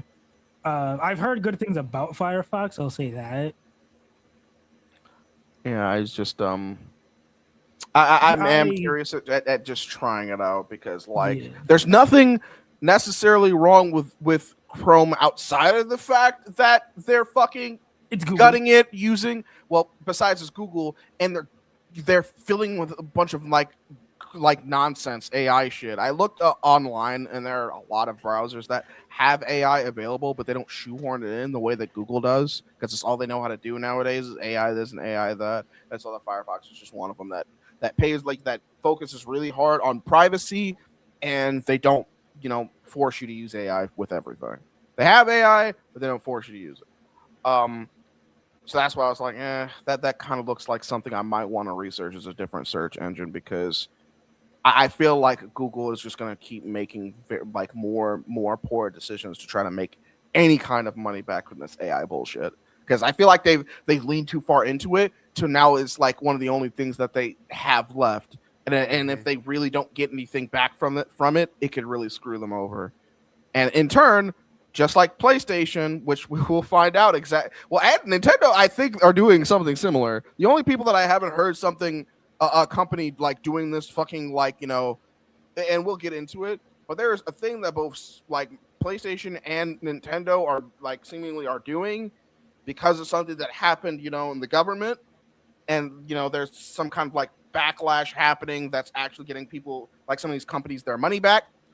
And because of that, Google might do something similar to where if they lose a whole bunch of money because they made a poor decision with all this AI shit, they're going to end up footing the bill to their consumers. I know that one of the things that they're already doing is they're making their AI tools more expensive, which that doesn't fucking affect me. So that's all. That's fine, I guess. I never fucking used the AI tools like that to begin with. Again, just how's the weather and can you take me home? Well, can you navigate me home? That's really it. So that doesn't affect me. But the people that were relying very heavily on Google's AI stuff, get ready to pay more money. Google made a bad decision and they're making it more problem. And I said all that to say this. Google pulled the Lord of the Rings digital editions from a user's library. Our latest reminder that digital purchases aren't always forever. They seem to never be forever. Like, what do you mean always? They're never forever. Because that's the thing a lot of people Right. don't see. They're like, oh, they're just like physical media. We're gonna have it forever. As time has shown over and over and over and over and over again, that is not the case. Yeah. We've seen multiple incidents over the years where users have had movies and shows in their digital libraries unceremoniously yanked due to changes in licensing rules. But that doesn't make it any easier to swallow when it happens again. This time, a user posting to Reddit via NeoWin has had their Lord of the Rings extended editions removed after paying good money for them 4 years ago. As a Google support representative, these films are no longer available in our catalog. The unlucky user doesn't say how much they paid for the 3 movies, but they're unlikely to have come cheap, and now they're left with nothing. It's a galling turn of events, even if it's not that surprising anymore. Was it the Lord of the Rings? Okay, it was the Lord of the Rings. Get the fuck. Was it the Lord of the Rings fucking Extended edition. The extended Extended- editions, which is the okay. longer versions, which are Okay. probably Yeah, more that's expensive. Yeah, if it's the extended editions, then yeah, okay. I can see that being pretty hard to replicate because I'm just gonna pull up Amazon real quick and see if I can find the same thing. Lord of the Rings extended They're edition there. trilogy. Yeah, they're there. Well, I know they're there. I just wonder how much they. Oh, huh. Interesting. Only $40. Now, Only now, $40. now, the thing you need to watch out for when buying just about anything with Amazon is people like to lie. Well, yeah, but that's why you make sure that you have the Prime check, which I don't have Prime right now. I'm gonna get it again at some point. But the nice thing about Prime is like if you don't like something, you can get all your money back by returning it. So that's why I'm not too worried about it. If they lie, Amazon legally does have to give you your money back if you don't get what you asked for. So that I would not look up something like this on eBay or OfferUp or something like that. Absolutely the fuck not. I would go to Amazon 100% because yeah, like Jet said, anywhere else there's a chance that someone's just fucking lying to your face and you might not be able to get your money back. So be At careful. the very least, with Amazon, you'll get your money back. You might not get what you want, but at least you'll get your money back. So yeah, if I wanted to, if I even cared about Lord of the Rings like that, which at some point when I start like collecting video games again, because I've already like made it my mission to start collecting old consoles again, like I'm gonna fucking do it, especially with how cheap they're getting. Like fucking, you can get PS4s and Xbox Ones for like $100 now, which is ridiculous because those are both very good consoles still. And they have a lot of better stuff than the current gen has as well. Both my main games are on Xbox One. I did not realize that until like recently. Borderlands 3 and Destiny 2 are both on Xbox One, but like the 2 main games that I even fucking play. But I made it my life's work or my life's mission to get a whole bunch of older retro consoles. I'm so serious. Like fuck Generation 9. Like at the most, I'll probably get another Series X, maybe, before I get a PC. But other than that, I do not care about this fucking generation. And I plan on getting like a collecting games, kind of like how Jet did. And I'm actually looking forward to maybe getting some bookshelves, like maybe 1 or 2, because I want to start reading again too. So what I might do is I might get a bookshelf for like books and DVDs, Blu-rays. Or I might also get a bookshelf specifically for games, but I am definitely going to be refilling Yeah, I my want to get physical shelves catalog. specifically for my DVDs so I can start growing my game collection again. Yeah, I was gonna say, I recommend everybody. This idiot. I recommend everybody just batten down the hatches, get all the physical media you can, and then Now, I will also tell you this, right? If you have a PC, something that you can do is you can effectively burn the data on the disks if you know where to find it, and effectively make your own disk. Yeah, that's definitely something. That's something I used to do back in the day when I made collections of music, which I don't have to do that anymore because I have my resources to get all of the music that I want on my phone. But yeah, that is definitely something that you can do with a computer, and it's not too difficult. I think there are some stock programs on Windows that you can use to do it. I know that it used to be like that. I don't know if it still is. But yeah, fucking if you physical media, it's the way to go. And unlike fucking this digital bullshit, like you really can't make the physical stuff more expensive, especially if the shit was made years and years ago. Like that's not how it works. So forget, preserve, like trying to preserve a digital library. It's Unless like you're a reseller. Yeah, well, yeah, if you're a reseller, then that's another thing. But Yeah. again, that's why I said specifically, I'm really like checked out of this generation. It's gonna be harder to do that last generation, scalp and shit, because no one, it's not the new in thing. I was gonna say, I kind of feel like the next, like I feel like with the new I feel like with the only new console that I kind of have my eyes on is I kind of want to see what Microsoft is doing with Project Helix in terms of, because they're working on backwards compatibility and using your discs to create a license, which that's fine because at least you still keep them, at least you still have physical media and stuff. That's technically a lie. What's technically a lie? No, it is like, if you have the license, you still keep them. What that effectively means is like, once you have the disc, you don't need to pop the disc in order to play it. But say you sell that disc, right? Mm-hmm. Someone else buys that same disc, pops it in. The way, from what it's implying, right, you will lose the license. So you're not duplicating the game.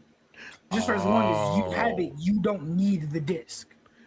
Okay. As long as you have the disc in your possession, you own the game. Yeah, it doesn't matter if you have it physically or not. As long as you own the game, you own the game. You don't need the disc. Okay. Which I don't see how that's necessarily a lie. Like, say me, like, because the way everyone's applying is like, you can get rid of the disc and you'll be fine. Like, no, you need to keep the disc. You just don't need to pop it in. Wait. I remember. Okay. They did the same thing. Where so in the 360, back in the 360 era, you could copy the disc to your hard drive, but you still needed to put the disc in. But as long as you kept the disc, then you'd be able to play the game. But when you had the disc, your digital copy didn't work. That makes sense. For the 360, the disc was the license, but for Project Helix and I guess the Series X. Eventually when it gets updated, there's going to be a separate license and you just have to make sure no one else has the disc while that license is active, or else you'll lose the license. Well, so pretty much everybody keep your stuff. That makes sense. Mm-hmm. Right. Yeah. You actually have a reason to keep your physical library still. Yeah. Mm-hmm. Yeah. Makes sense to me. All right, say me and Switch were in the same area. I do the disc thing, right? And I then give him my copy for a game that he doesn't have, right? That he wants to play. Once he pops that disc in, it then creates the license for him, so I'm now losing that license. So I would then need to rebuy the game. And I don't know if there's... I don't want to create a comment. You are so muffled. Holy shit. Oh my god. Okay, you're good now. Why does it do that? It's just so random, and then it happens for like half a second. Like I feel like there's just a small part of me that just wonders just because of how short of a time it is. Is like, am I getting gaslit? But I'm sure I'm not. I'm sure it's just like happening for half a second because my microphone is just likes having strokes. But I think I have heard a few people here and there saying that this is just as bad or this isn't much better than what Sony's doing, just getting rid of fucking physical games, and I hard disagree. Like, I very heavily disagree. Yeah, no. Because it's like, what do you want? Do you want people to just be able to, like, copy the game a million times and literally just, like, ruin the fucking gaming industry and the gaming economy in a whole other direction to where one game can create unlimited licenses and unlimited people can have the game off of one copy of it? That's fucking stupid. Yeah. Like, Xbox is still a fucking company, and it's just like this. At least doesn't fuck the consumer over. At least I was gonna say that's the most important thing. Like, at least you're still keeping your disc, which I mean that's the whole point. That's the biggest thing that people have been complaining about with Sony. And here's the thing, Sony has royally screwed themselves over with the PS6 because I'm pretty sure whenever it drops, like Scalpers are the only ones buying them. Yeah, nobody's gonna be buying it like that. So it's like, okay, you come out with the PS6. Okay, Merry Christmas. Nobody gives a toss. It's like scalpers are gonna buy the PS6s, sell them for $3,000, and no one's gonna care. Who's gonna be buying the PS6? Ball and gun gamers. You know, Yeah. Well, yeah, they will. Yeah. But I put them in the same category as scalpers, honestly. Like, well, actually, that's kind of mean because ball and gun gamers don't don't scam people. They have bad takes. They have bad takes, but they don't. They have bad screw takes. people They have over. no standards. They have bad taste. takes, These people bro. can be, and even people who aren't admittedly ball and gun gamers, just like casual people in general, they can be bought. New people can be bought. Yeah, again, like I said the other day, it's laziness. It's what's easy. PlayStation, like it's what's easy, and it's just like, oh, you're gay if you like Xbox, nigga. Whatever, bro. Like I thought we were past that. like shit just be like, oh, it's gay, so that's why I have a PlayStation. Yeah, it's gay. That's why you're letting Sony fuck you in the ass. That sounds more gay to me, if you ask me. Oh god, fuck! I hate fucking Sony, bro. I really do. Okay, let's fucking go to the next fucking topic because we actually have some good news. Like, yeah, don't trust Google with your movies if that wasn't obvious. But oh yeah, I gotta pull up the fucking thingy. Share screen. There it is. Okay, so Jez on Xbox is saying something. Well, Jez is saying something good about Xbox. And this is something that apparently a lot of people have been asking about. So he says Xbox CEO Asha Sharma just confirmed that Xbox will finally get 100% platinum achievements similar to PS5's platinum trophy system. And this is over on Windows Central. So Xbox is back with a flurry of updates for the Xbox series, including one headline act that I think will make many people very happy. Today, Xbox revealed that it has acted on some of the top feedback requests from the Xbox feedback site, including voice clip and party chat recordings inside the Xbox game DVR. Why the fuck did that take so fucking long? That's something PlayStation has had since the PS4, I think. And now Xbox is finally getting it? Like, what the fuck is that about? Like, bro, fucking, what was the fucking thing that what was their version of Twitch that they had? Mixer. Mixer's been dead for like 20 years, bro. Like, pack it in. Like, why wasn't this a thing? Recordings will now also capture your teammates' cries of valor or wails of defeat, if you enable it, that is, alongside your various Xbox system improvements.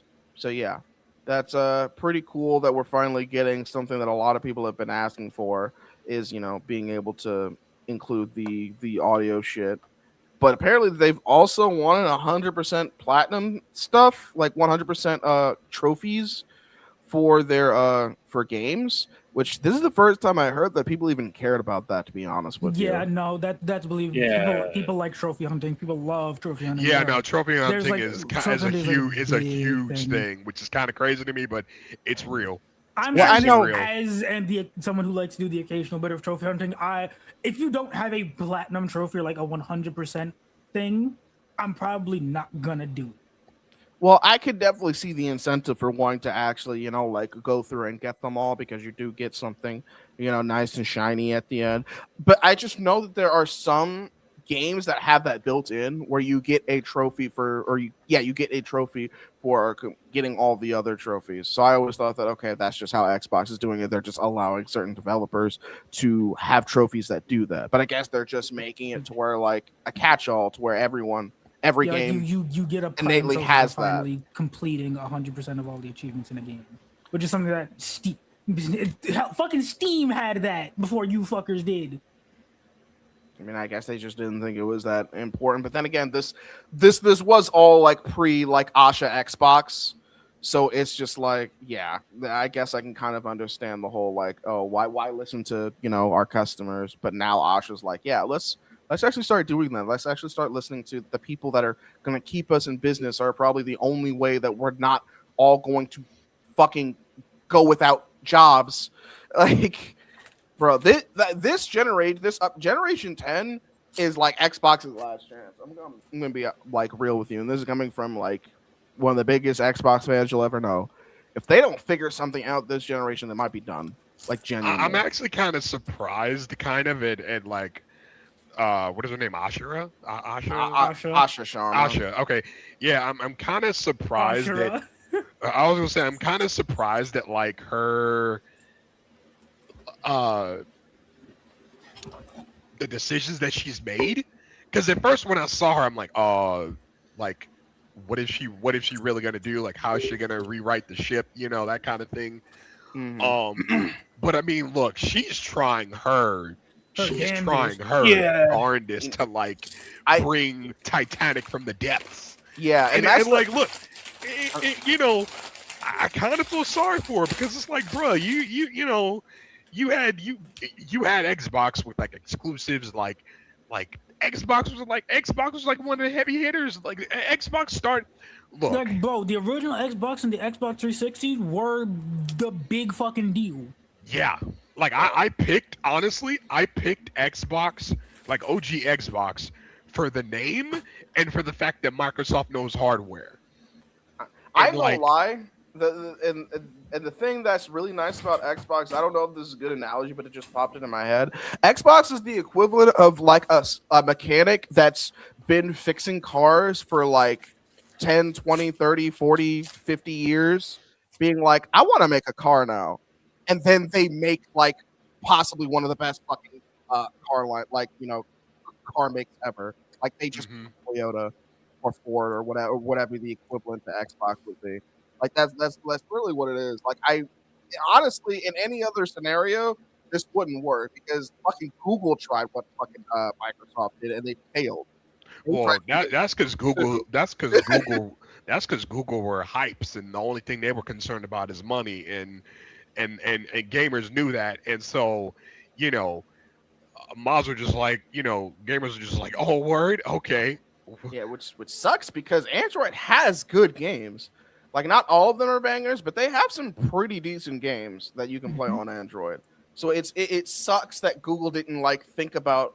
Google should have just made Google should have made like an actual box. They shouldn't have gone like for the cloud. But cloud gaming, cloud stream, like cloud gaming was the fad around the time that Google Stadia Yeah. came out. So they were Yep. chasing that, and I think that was the wrong decision. I think Yep. they should have just actually just made a console and maybe made one of the primary features is like, oh, you can also like stream games. We've got maybe make a Wii U gamepad type thing to where it's like, oh, you kind of have like a smart, you have a gaming tab. It comes with a gaming tablet, so you can play your fucking like high end Android games like on the go or whatever. They should have did that. They shouldn't have been like went all in on streaming, and they're doing the exact same thing with AI. Like Google doesn't learn. Like they think go they're so all big. in on their projects until they fucking burn. And then They have to put shut it Yeah. down. they are the kings of putting all eggs in one basket. Sometimes that works, but not every single time. Like they did that with the Pixel. They're like, let's make a phone. Let's fucking try to go toe to toe with Samsung and Apple, and we'll be perfectly fine. They're not perfectly fine. They're in the big three because they have to be. Because they're Android. They're the same ones who make Samsung phones. Like they help Samsung make their phones. So they Like have to be Samsung there. makes the technology, Android gives them the operating system they use to then make the fucking phones Right. Well, actually run as phones. right. Yeah. So that's what I mean. I feel like the only reason the Pixels are even still in the equation anymore is because Google owns Android, and that's it. They're kind of like Xbox in that sense, where I know they're losing money with the Pixels because no one likes them and no one buys them. But I generally think it's just because they're willing to take a loss because either way, every time someone buys an Android phone, whether it's a Pixel or not, they're still getting paid. So they don't give a shit. Oh, God. But it's just like Google, bro. Like, I got this love-hate relationship with Google because I don't absolutely hate Google. Like, I do want them to succeed because I do think Android was great. They're fucking gutting it. But Google can make good decisions. They just don't like doing it sometimes. Yeah. But speaking of good decisions, IGN has a post here. They say Digital Foundry says sources have told them that Microsoft's planning to continue support for physical game discs with the aim of prioritizing backwards compatibility. Now, the thing is, I don't want to get too excited about this because this would actually make a huge difference in Generation 10, especially after what Sony fucking announced. that they're going Yeah. to stop making discs.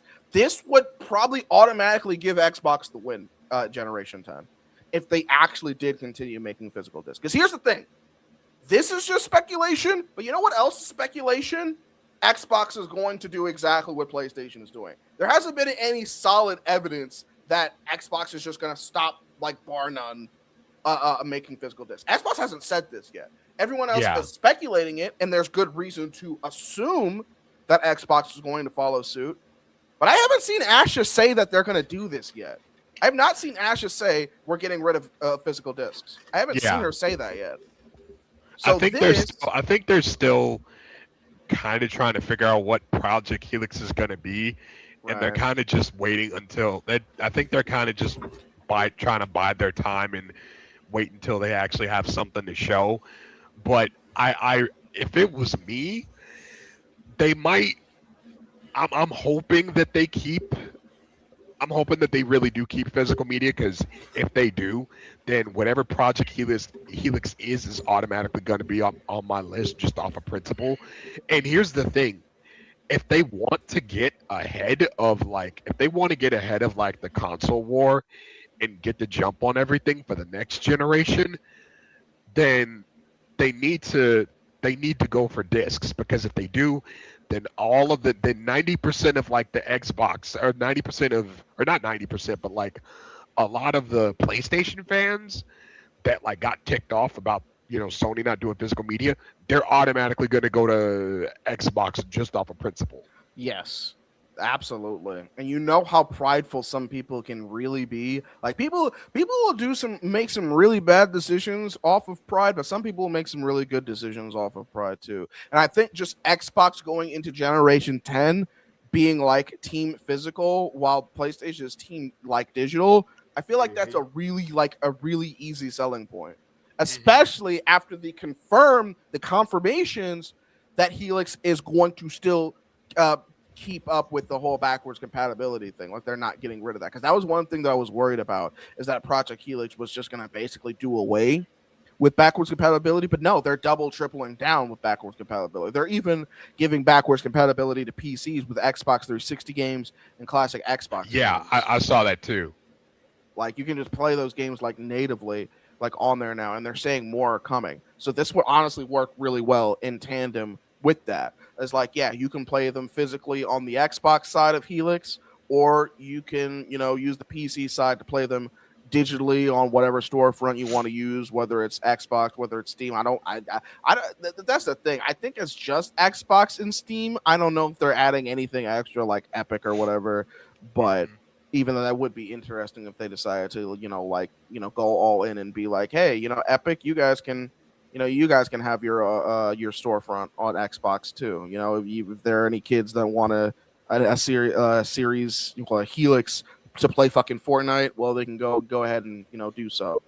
So, but let's see. What is the original? Well, let's read the update. We've updated this article to make it clear the Digital Foundry's John Lineman is speculating about what Microsoft may do in the future around physical discs rather than reporting on the company's plan. So yeah, this is speculation as well. Landman did say sources had indicated that Microsoft planned to continue the support of physical discs before the recent reset of the Xbox business, but it's unclear if the company will now do so with its next-gen console, Project Helix. I still don't understand, because I've been hearing that around a lot. What is the reset? What does that mean? What's the Xbox reset? Can someone explain that to me? I think that might have meant. I think that might have meant before. I think what the reset is you remember whenever she said she was going to try and make everything more concrete with the Xbox business, and that resulted in layoffs. I think that was the reset she was talking about. Or the reset they're referring to.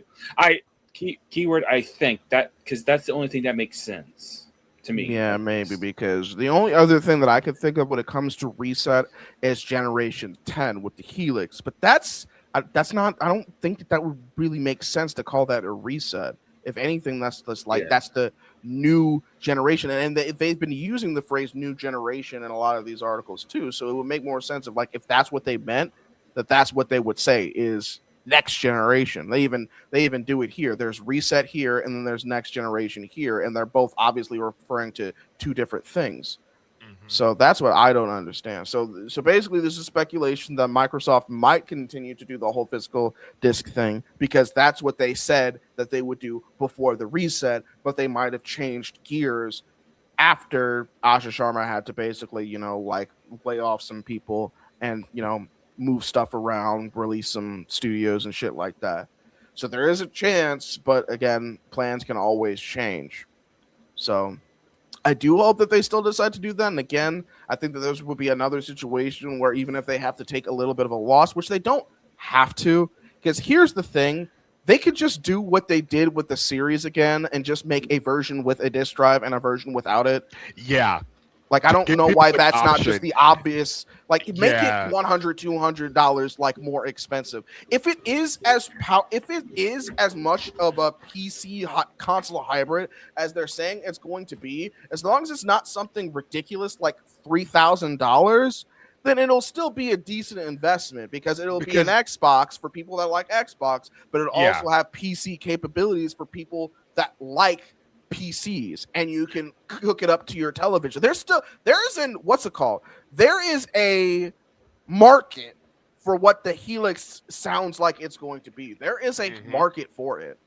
And I feel like if they lean into it, they will find an audience, just like they did with people that played the Series X and even people that played the Series S. There were people that preferred one over the other. There was a market for both groups, and I don't understand why they don't want to do that with this too, or maybe they will. I don't know. And here's also the thing about it too, is not just that they gotta have some good games. That's what we buy video game. That's what we buy video game systems for. Yeah. We buy video game systems for the good games, and that's the other thing too, because it's not just okay, give us physical media again, like let us play, Xbox Series X games. Let us play the 360 games and Xbox games and all that.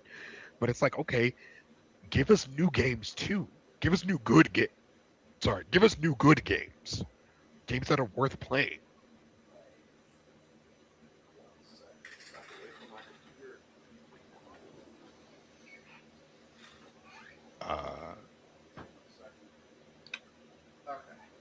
What is going on with him?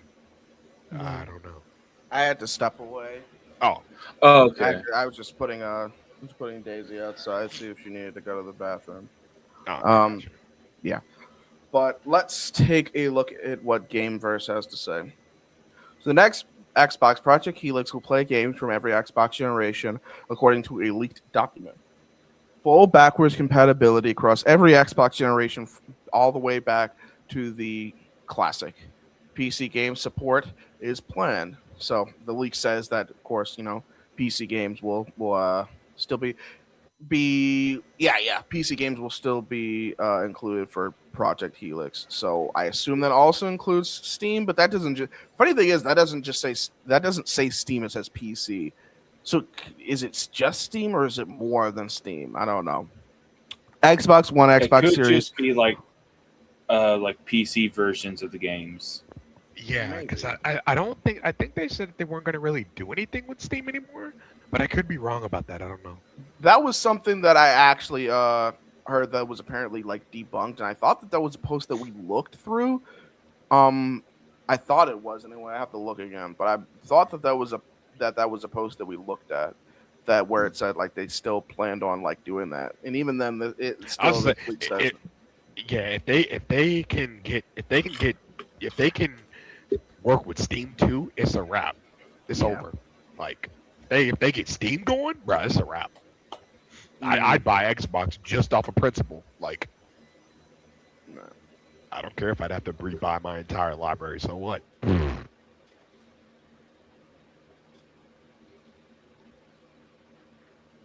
But I think also too, they probably need to quit. They probably need to quit. I think that maybe they need to stop with the handheld thing too, because that's wasting a lot of money. Oh right, that ROG Ally. Yeah, that they need to chill with they need to chill with they need to put look if you've got like a car that's busted, buying another car is not going to help the car that's busted. Like if you want to fix the car that's busted, you gotta focus just on that car and get that car sorted before you can commit to moving on to something else. And it's like, you know, they don't even know what the next Xbox is gonna do. You don't need to be working on a handheld right now. Stupid. You need to put all hands on deck for the Xbox and making sure that that ship is sailing properly. Right. Absolutely. And I do think that if they go all in, because again, if they don't do something to separate themselves and show, especially when they have, because they're probably not going to have this chance again. No, they're not. But they have a chance to win over PlayStation fans that are pissed at them.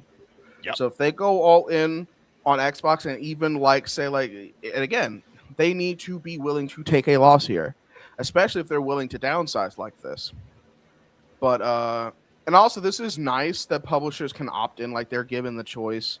Not every game is going to be supported on the Helix, but the fact that publishers do get the choice, I think, is really cool, because not only does this help customers, but it also helps publishers that are wondering what platforms to put their games on. So they do have the choice, new creators and people who've made like older games, which could lead into maybe like a more backwards compatible games, like more than just what we already have, which is a big issue that I know we had with this current generation. Another thing that I hate about this current generation is that backwards compatibility didn't really get anything new. It was just the same shit basically from the Xbox One. I don't think there was anything new added from there.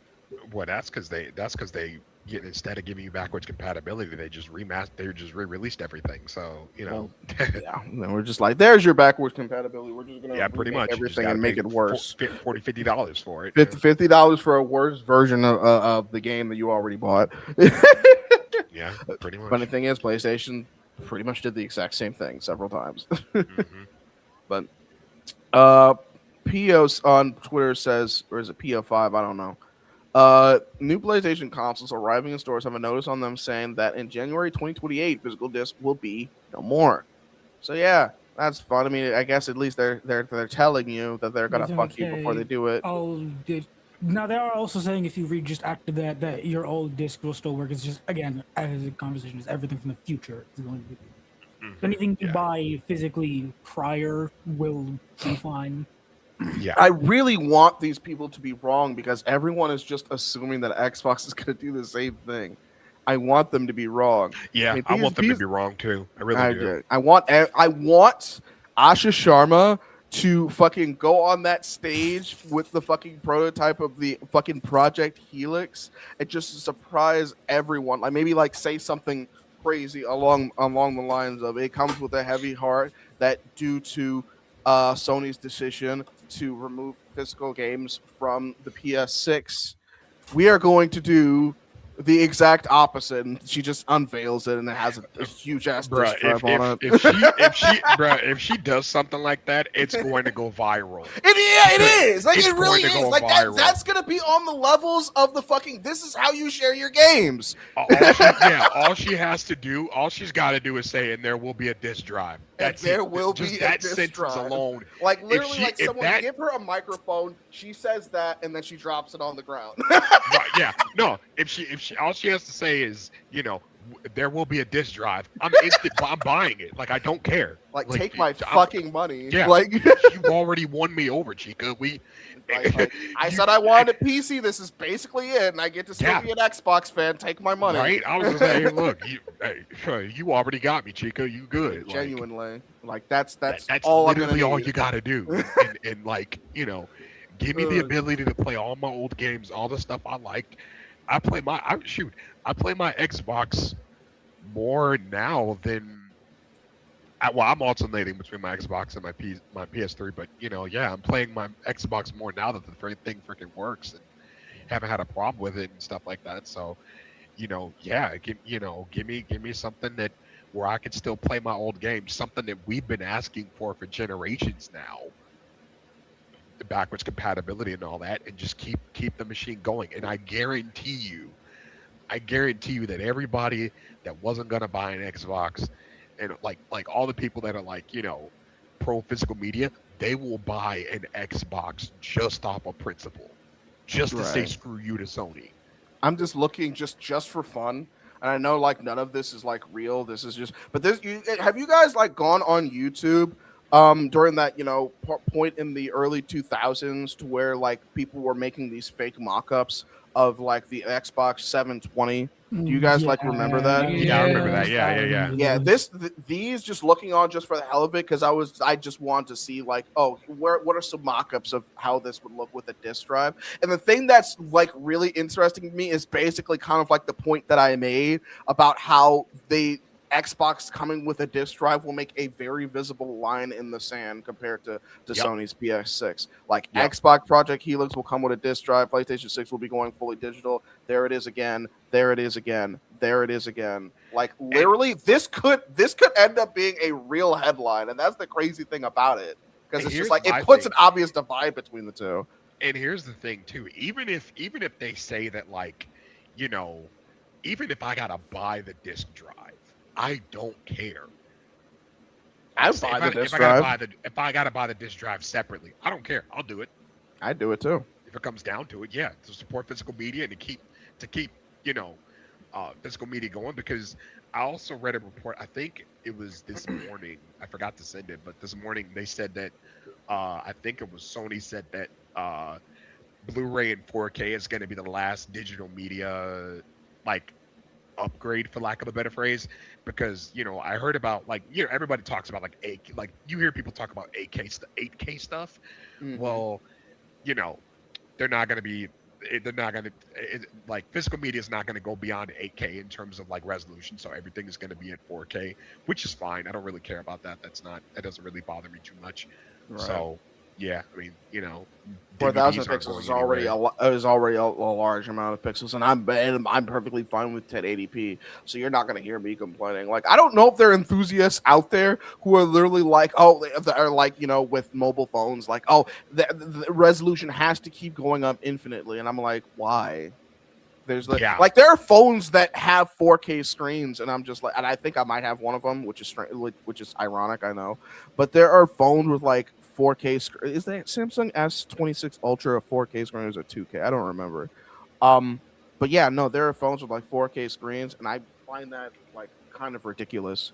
Mhm. Like I do think that trying to go so far, like keep going more, basically just keep having to go bigger and bigger every single time.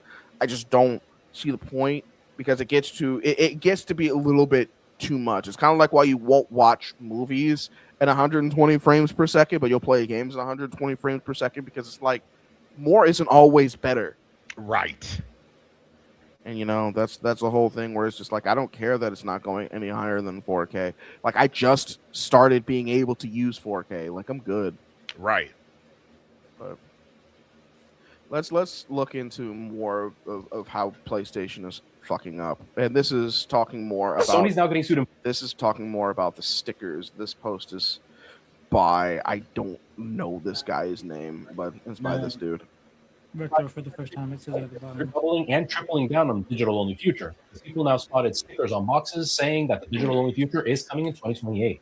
Let's talk about it. Ever since Sony announced that they're going digital-only, a lot of people, including myself, have pointed out that Sony probably isn't going to backtrack, no matter how big the backlash is at this point, because they've already spent millions of dollars converting their old factory. Now, even though I believe it's not going to happen right now, I do think it's important that we show Sony that we're upset. And people have been doing it in various ways, either by signing petitions or canceling their PlayStation Plus membership. And players in 5 different countries are even suing Sony, all for the same reason: the digital-only future. Now, each lawsuit has its own approach, but they all revolve around the fact that if Sony goes digital-only, they would have the only store that people could choose to buy from, which means they would basically have a monopoly on the market, and that would be something that would be illegal. Now, obviously, Sony is denying this, and they're trying to play all the shit, but it's not looking great for Sony. But despite all these different approaches, Sony has basically spit in everybody's face. When they were asked by investors, they said that this isn't going to have any impact on any of their finances, basically saying that what we're doing is going to be nothing to them because we don't make them enough money. And there are numbers that seem to bear that out. And I believe that that is what Sony is looking at. Now, I don't think that those numbers are fully accurate, but Sony is very confident because of those numbers. And in fact, they're so confident, they're now putting stickers on new console boxes to confirm that this digital-only future is happening. Because AI, what did I say? AI drive upscaling, bro.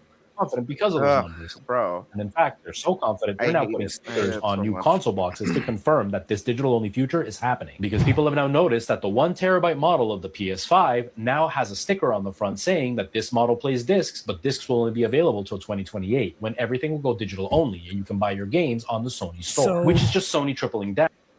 So, it is almost 11:30. I do have to go, unfortunately. Gotcha. I assume you All have right. work. I don't have You work have in a the good morning, but night. I do have to be up early because I have an appointment that I have to go to. Ah, Yeah, that's gotcha, fair. gotcha. Yeah, Well, yeah. thanks for joining us, man. Appreciate you being Yeah. here as long as you could. Have a good night. All right, take it easy. Night. Yeah, you too. Okay, let's keep at it.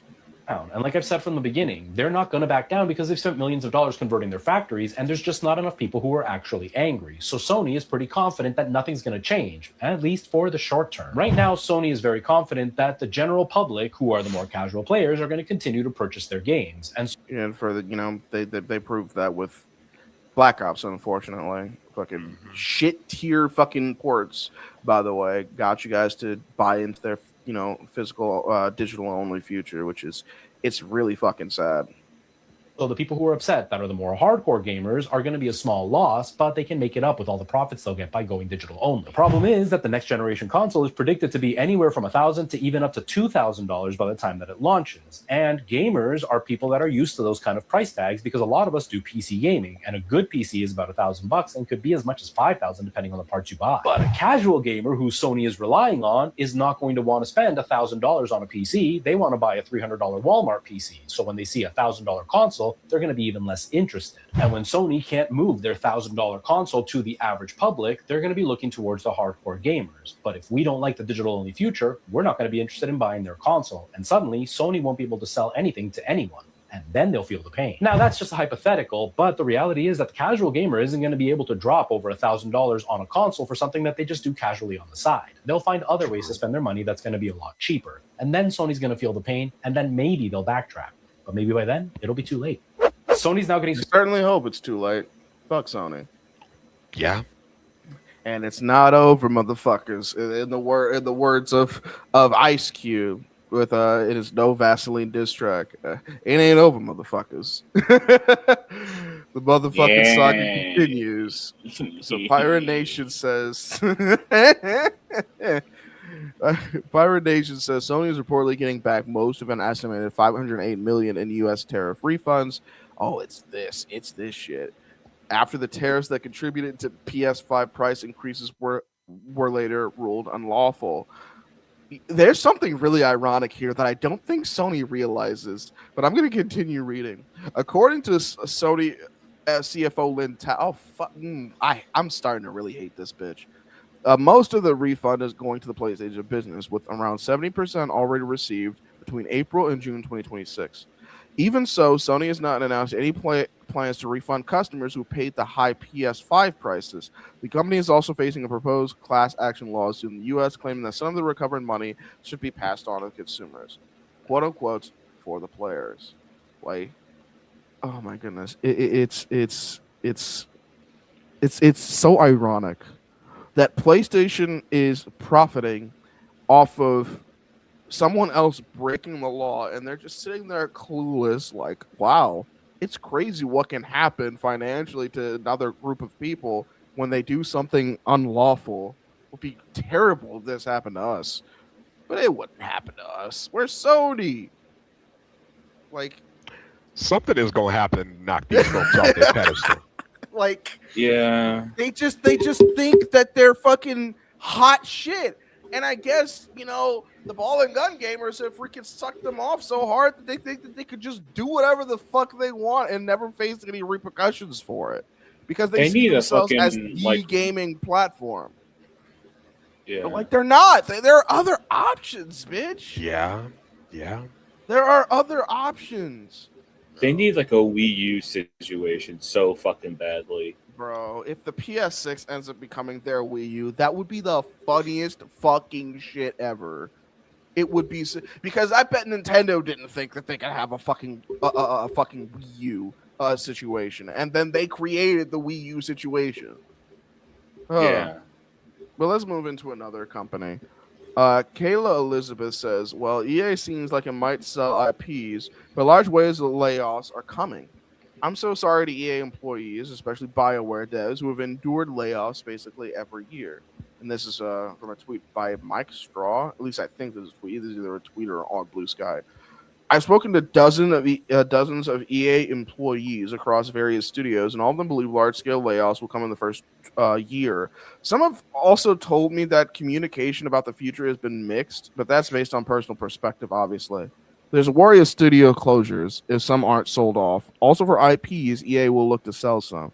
Just not sure which one. So look at those. Zoom back in. Look at those comments on the right. while I don't doubt the sentiment is true, it's worth noting that Straw appears to just make a lot of shit up that isn't verifiable, and Insider Gaming is probably the hackiest gaming rumor outlet with some notoriety. Fast Effect is the hackiest gaming rumor outlet with some notoriety. Well, there's also PC. What? Why is there a star there? I don't much trust any of these guys, but I don't see how they make up 700 million without selling at least some IPs, which EA has been reluctant to do in the past. Hey, Sony, are you available to buy BioWare? Oh, fuck no. No. That's funny as They hell. just run them into the ground faster. That's all Sony does. They just buy companies and then kill them. Pretty That's much. all they do. Oh, like, when are we getting that next Sly Cooper game? Never. When are we getting another Jack and Daxter game? Never. When are we getting another Last of Us? Never. The craziest part is people have tried to pitch that stuff, and Sony's just like, no, fuck you. Like, we love making money. Like, Mods have been asking for another Sly Cooper. Mods have been asking for like another Infamous, or an Infamous remaster or whatever. And people have been just, dragging their heels about that. I'm like, bro, y'all have the license to print money. What are you doing? It's like the CFO said. We hear you. We just don't give a fuck. Yep, pretty much. Yeah. That should honestly be the CFO's fucking like tagline. Look like mate. Like it's just like the duality of man is just like freaking like Asha's just like on the left saying like we hear you and we'll fix it, and on the right it's just like Lin Tao saying we hear you, we don't care. Like genuinely, like how is that? I don't know whoever Lin Tao is, but ever since I don't know why she's the point person whenever Sony keeps on, making messed up decisions, but bruh, retire that lady. Like, just give her her severance package and ride up into the sunset and put somebody in there that actually gives a crap about video games, bro. Simple as that. Bro, I actually just want to see like a conversation between Asha and fucking Lin. Like, I really would like to see that, just to see like what they would agree on, what would they disagree on, kind of like just like their principles. You just like, I don't know, for some strange reason, I just feel like that would be a very interesting conversation. I want them to stay far away from each other so that way Ashra doesn't get no ideas from this dumb idiot. You know what? That's probably for the best. That is probably for the best. Yep. But Reese Elliott on Twitter says this.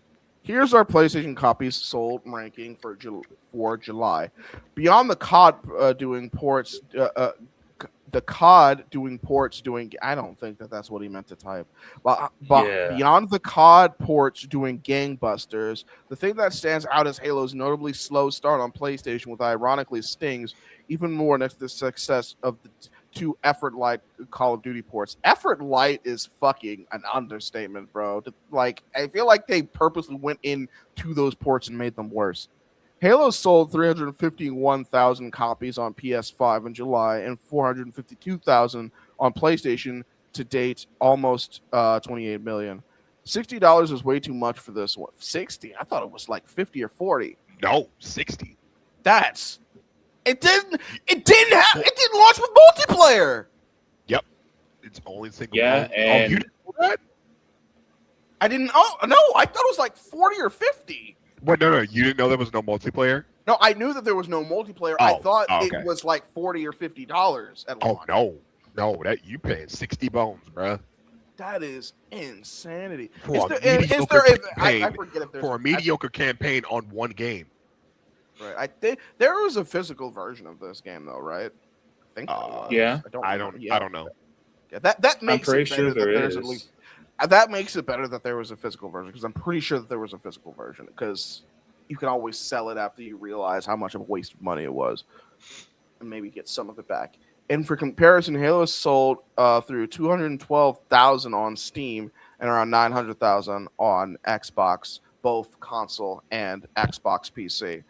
One can't help wondering what could have been if Halo had kept the trajectory it had around Halo 3 and Reach. A remake of the game that started it all landing this softly on a new platform makes me pretty bloody sad as a Halo fan. I don't think it landed softly. I think it fell through to the pits of hell. You can catch a full analysis, blah, blah, blah. Let's look at the numbers real quick, and we'll get to what's under there, too. So, yeah, Call of Duty Black Ops 2, 8.2 million. Call of Duty Black Ops. Why was there such a big change between the two? Was there that much of a... Well, the thing about Black Ops 2 is that it generally has the more positive reception. What's the word?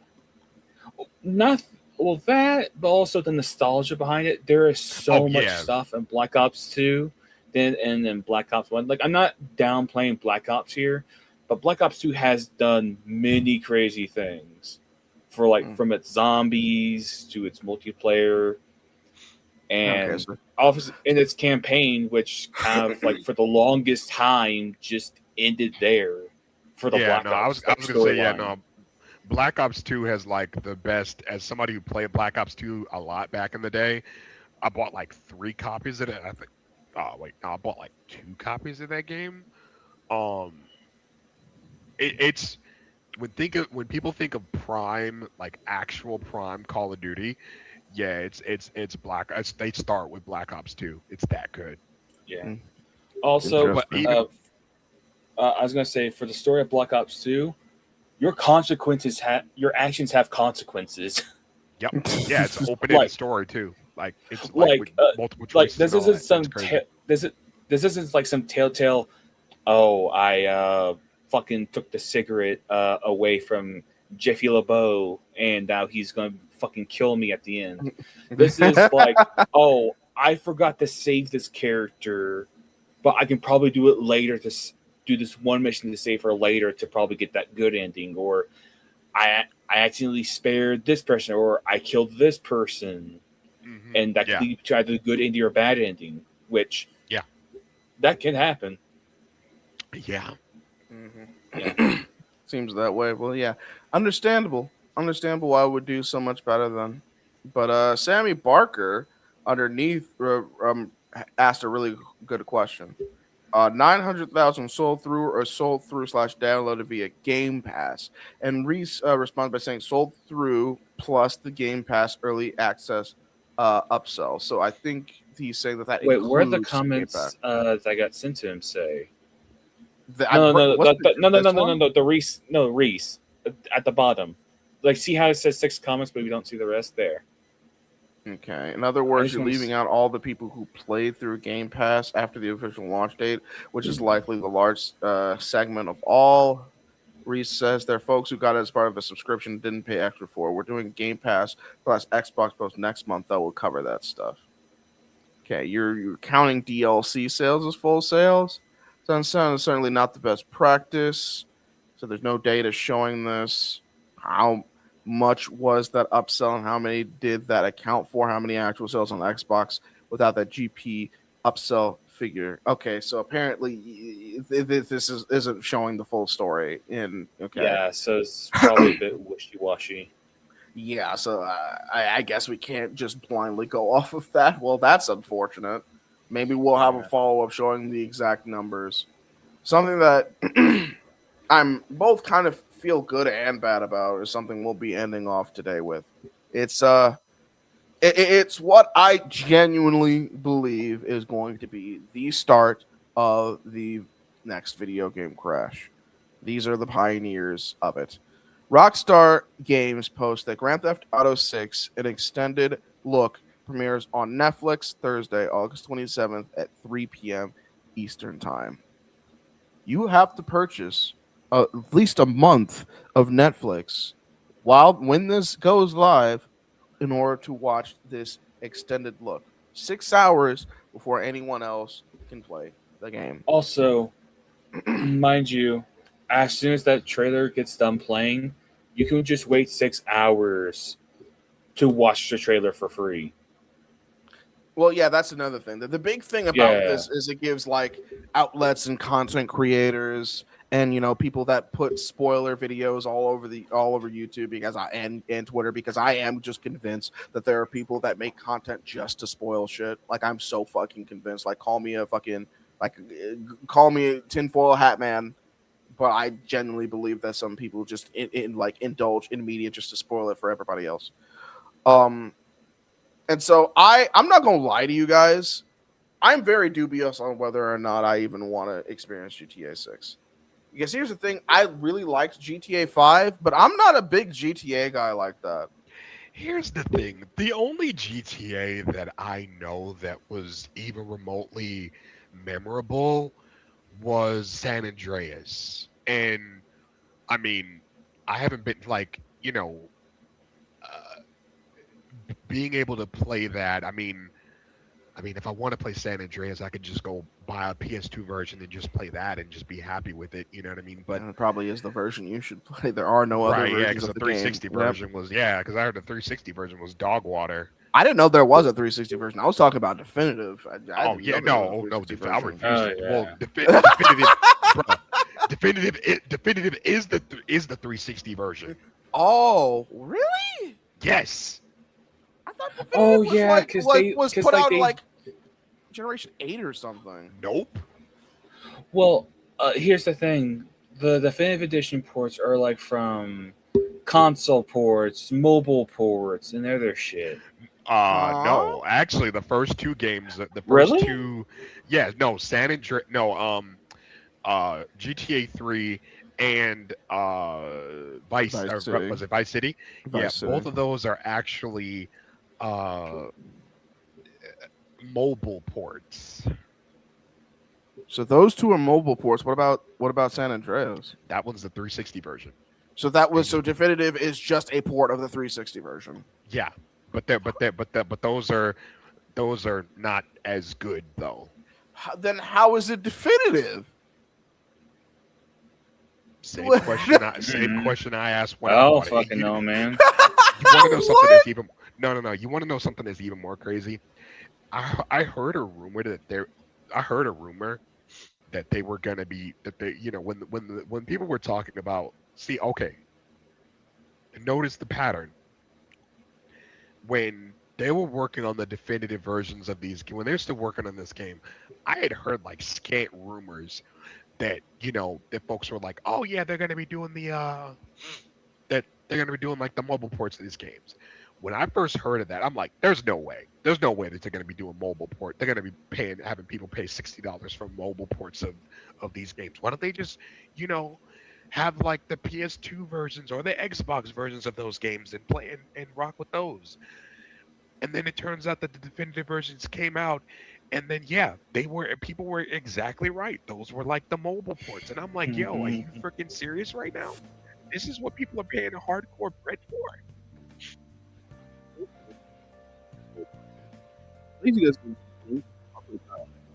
Like, bro, that's just going out of Your mic's fucked up. Oh no. Okay, I think it's fixed. Testing. Is it better now? Okay, you're good. Okay. Yeah, you're cool. good. Maybe it's just because when I mess with stuff, like mess with music and things. I don't know. It could be StreamYard. I don't know, because sometimes I don't think it's you messing with your computer or anything. It just does that randomly. I also hope it's not because like RAM Like, spikes and things like that. Because I think that even happened to Jet, at one point. Maybe, yeah, it could be a StreamYard thing. Because I'd like to think that this Because here's the thing: when I record videos, my microphone is fine. Like when I record videos in my like recording software, my microphone does not do this. But for whatever reason, when I'm in StreamYard, like when I mess with stuff, or for whatever reason, I'm starting to think that maybe StreamYard just uses too many fucking resources, and then it might be messing with my RAM a little bit or something. Like I don't know how strong Jet's computer is, but I know my computer only has 16 gigabytes of RAM, so I can only do so much at a time. So maybe if it's using too many, it could also be Google Chrome because it's an app through Google Chrome, so it could be Google Chrome. But it's whatever. I'm not gonna. All I know is that as far as this GTA 6 stuff, and I'm calling it now, it's going to, and I have been saying it. Like GTA 6 is going to start the crash. Yep. And there was a video that I watched earlier today. I don't remember who said it, who made it, but it was basically making the exact same points I was about how once GTA 6 comes out, everyone's going to compare everything to GTA 6 as far as pricing goes. Like, hey, you've got this $100 game is as good as GTA 6, and 99% of the time the answer is going to be no. We all know that 99% of the time the answer is going to be no. It's fucking Grand Theft Auto. Like, there's nothing like it, and that's the point.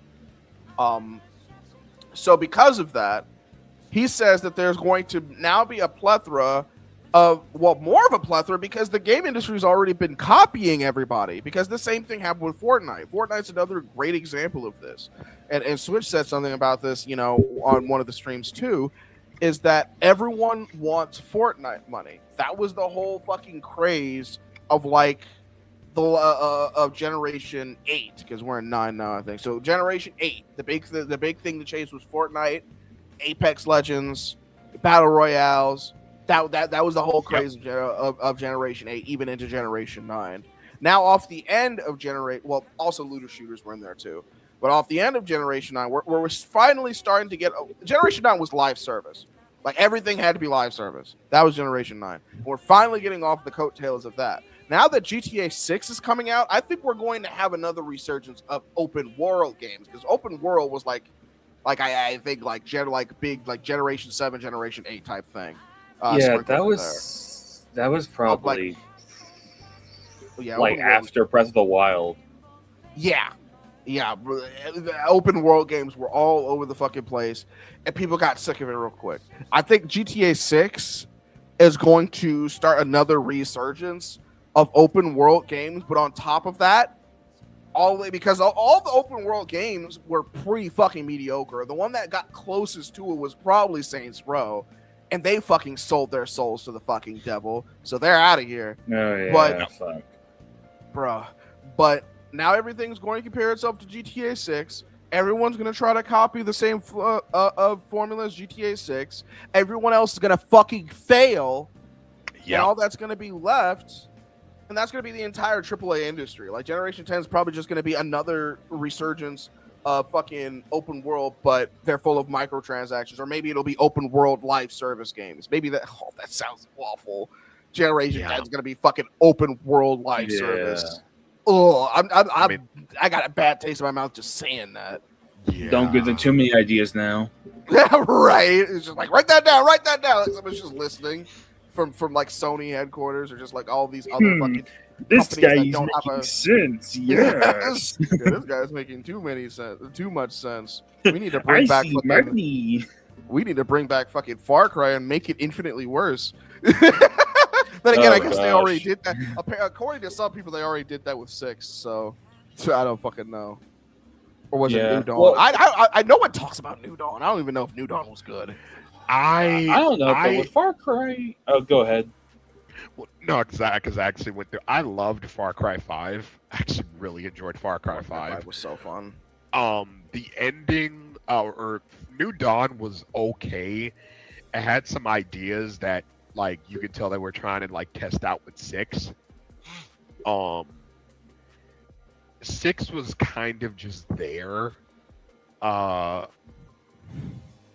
mean, 6 has a bad habit of, 6 is a bad habit of, or Far Cry has a bad habit of just like wasting its villains and such. So, yeah. Has anyone else noticed that Giancarlo Esposito has been in a lot of like either mediocre or like shitty things? Because he's been in, Far Cry 6, and not a lot of people really like say much about Far Cry 6. He was in that, Brave New World. Captain Falcon. Yeah. Yeah, he was in Brave New World. He was in The Mandalorian. He was probably like one of the only interesting characters in that show. Like, and this is coming from someone that did enjoy it from time to time, but like Moff Gideon was kind of like the Moff Gideon and Boba Fett before they made him boring. Were like some of the only things that I really cared about in that show. I know they really wanted me to like Din. I know they really wanted me to like Grogu. I know they really wanted me to like the fucking redhead lady. What was her fucking name? Bo-Katan. Oh, Katie Sackhoff's character. Yeah. I know what you're Right. talking about. Which is really interesting because I liked the fucking armorer more than fucking Bo-Katan. You want to know what's crazy about? Like not Book of Boba Fett, but like Mandalorian. Is like he wasn't. They made when in the first episode when you see him just being flung around by this random boss character of the day thing that he had to fight. I'm like, if you're supposed to be a dope assassin, you're supposed to be able to beat the daylights off of this thing in like 5 minutes, not struggle with it. Yeah, like against someone like Moff Gideon, or which I don't even know what other freaking like interesting bosses there were outside of Moff Gideon.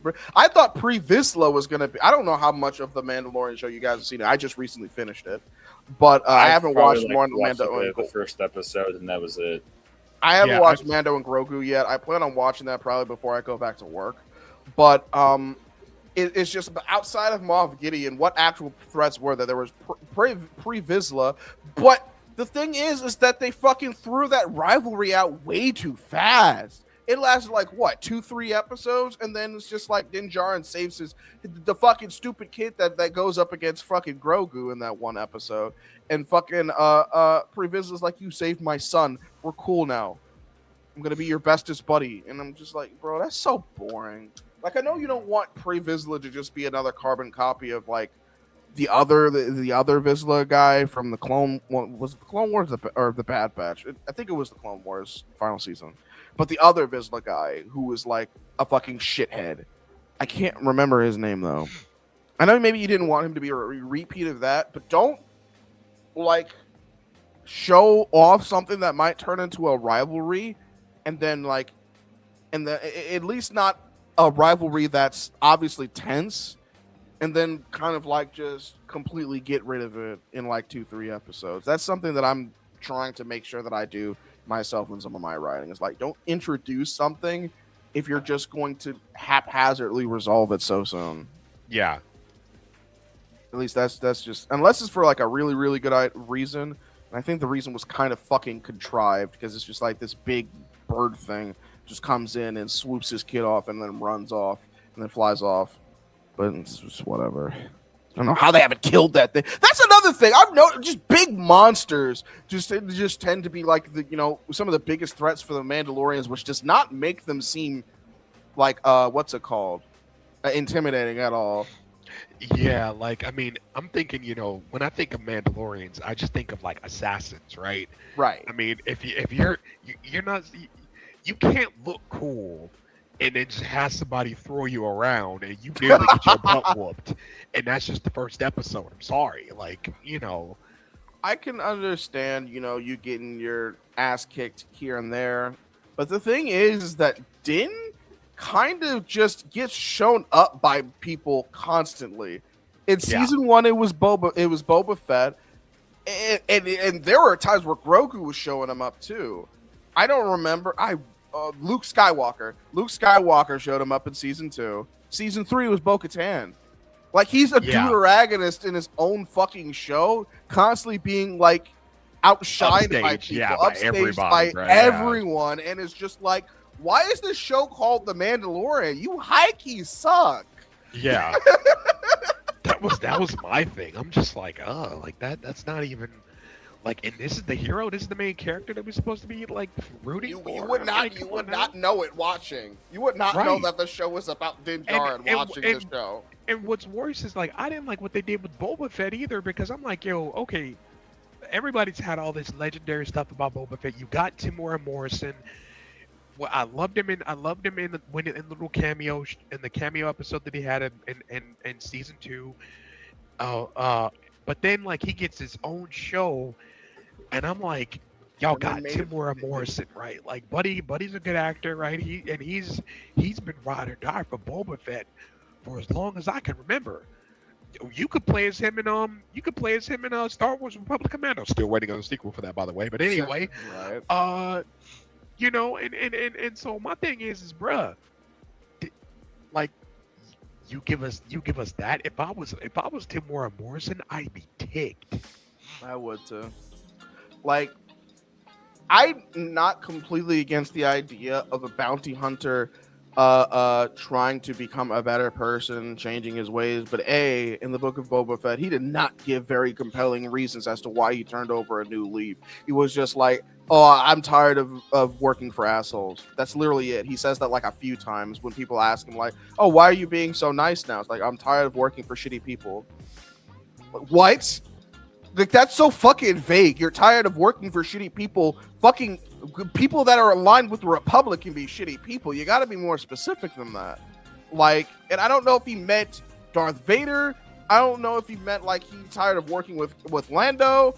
I don't know what he means by that. He just leaves it so vague, and it's just like, it's just like the cameo episode should have been where it ended. Because already, like, the actor, for how cool he is, he's old as shit. So, and so because of that, all of his fucking action scenes, I'm gonna be honest, they all look like garbage. Like, I'm so sorry. And it's not his... You're talking about for Boba Fett?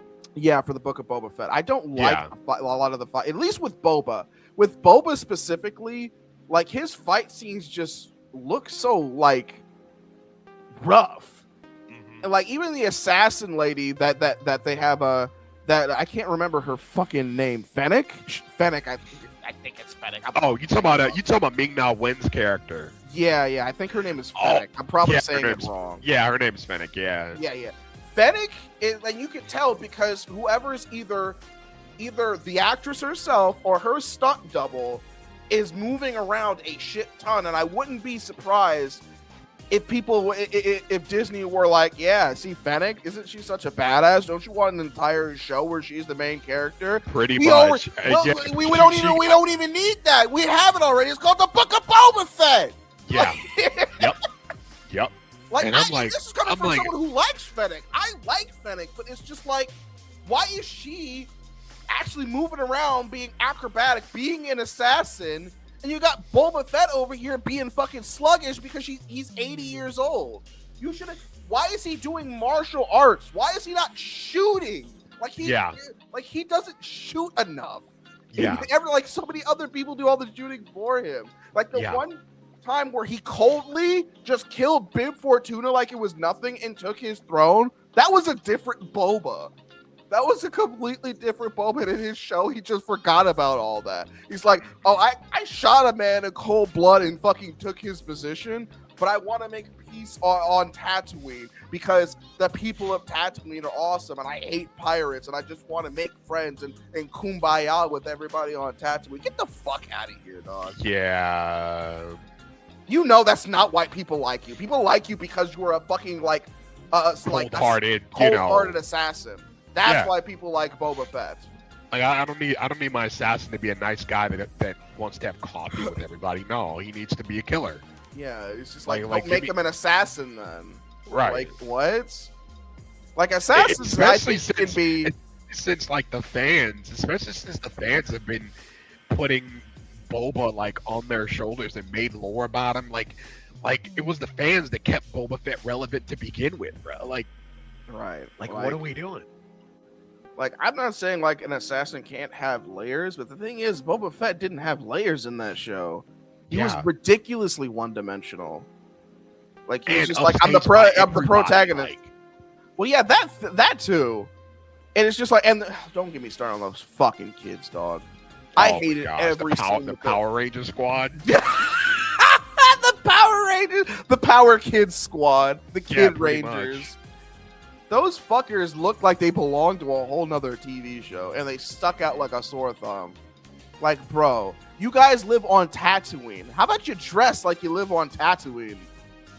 Like, it's just like whoever did the makeup and the gear and the fucking clothes and shit in those fucking bikes just didn't give a fuck, bro. Yeah. And yeah, I just really. And here's the thing: I heard bad things about the show, and I wanted to like it, and there were things about the show that I liked. I didn't think the show was like the worst fucking thing in the world, but I think that the biggest problem is that the fucking protagonist was like the weakest part of it. Like even like Cad Bane to an extent, he was cool, but other than but it's just the way he died was fucking shitty though. but I say all that to say this. I just fucking I just want to fucking not have characters be just written away to work the plot and just forget about the reason people care about them to begin with. Like, I promise you, the people that saw Boba Fett shoot Bib Fortuna and take his throne were not sitting there waiting for a show that's like, oh, I can't wait to see Boba Fett fucking be Mahatma Gandhi. Like, Bring what peace are to we- the people of Tatooine. Like, no. Yeah, what what are we talking about? Like, an eye for an eye will turn the whole world blind. Like, bro, you fucking like helped seal Han Solo in ice. What are you talking about? Right. You were about to kill Luke Skywalker. Like, set him up a fucking like flank or whatever. Right. You worked for Jabba the fucking Hutt. Like, what are we talking about? But that's enough griping about about Disney's shitty decisions for now, because I'm sure they're not done. We have been streaming for long enough, and this was, I'm glad that StreamYard finally decided to start working again. But yeah, I hope you guys have enjoyed this episode of Rooftop Weekly. Be back here next Monday, possibly. I will say this real quick, because I do have another update, and this one should be permanent. At least for the time being, unless I get it, because the only other thing that I plan to do that might get my schedule changed again is if I get a promotion. But they've finally found a permanent 40-hour spot for me. It's going to right, yeah. It hasn't started just yet. The scheduling guy is going to get back to me once it's officially started and let me know. But I'm going to be going to basically what my old schedule was. Friday through Tuesday.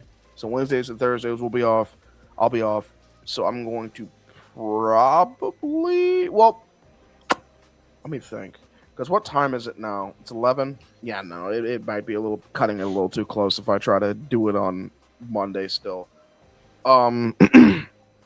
So I might move weekly back to Wednesdays. I don't remember who all could show up on Wednesdays. I think you two said you were fine for Wednesday. Yeah, night? just let me know. Let me know. I'll go ahead. I was gonna say mine really depends when the games are gonna be, because sometimes it's Mondays and Thursdays. Once we get to different seasons, like baseball, basketball, football, it changes. Sometimes I'm doing Fridays and Saturdays.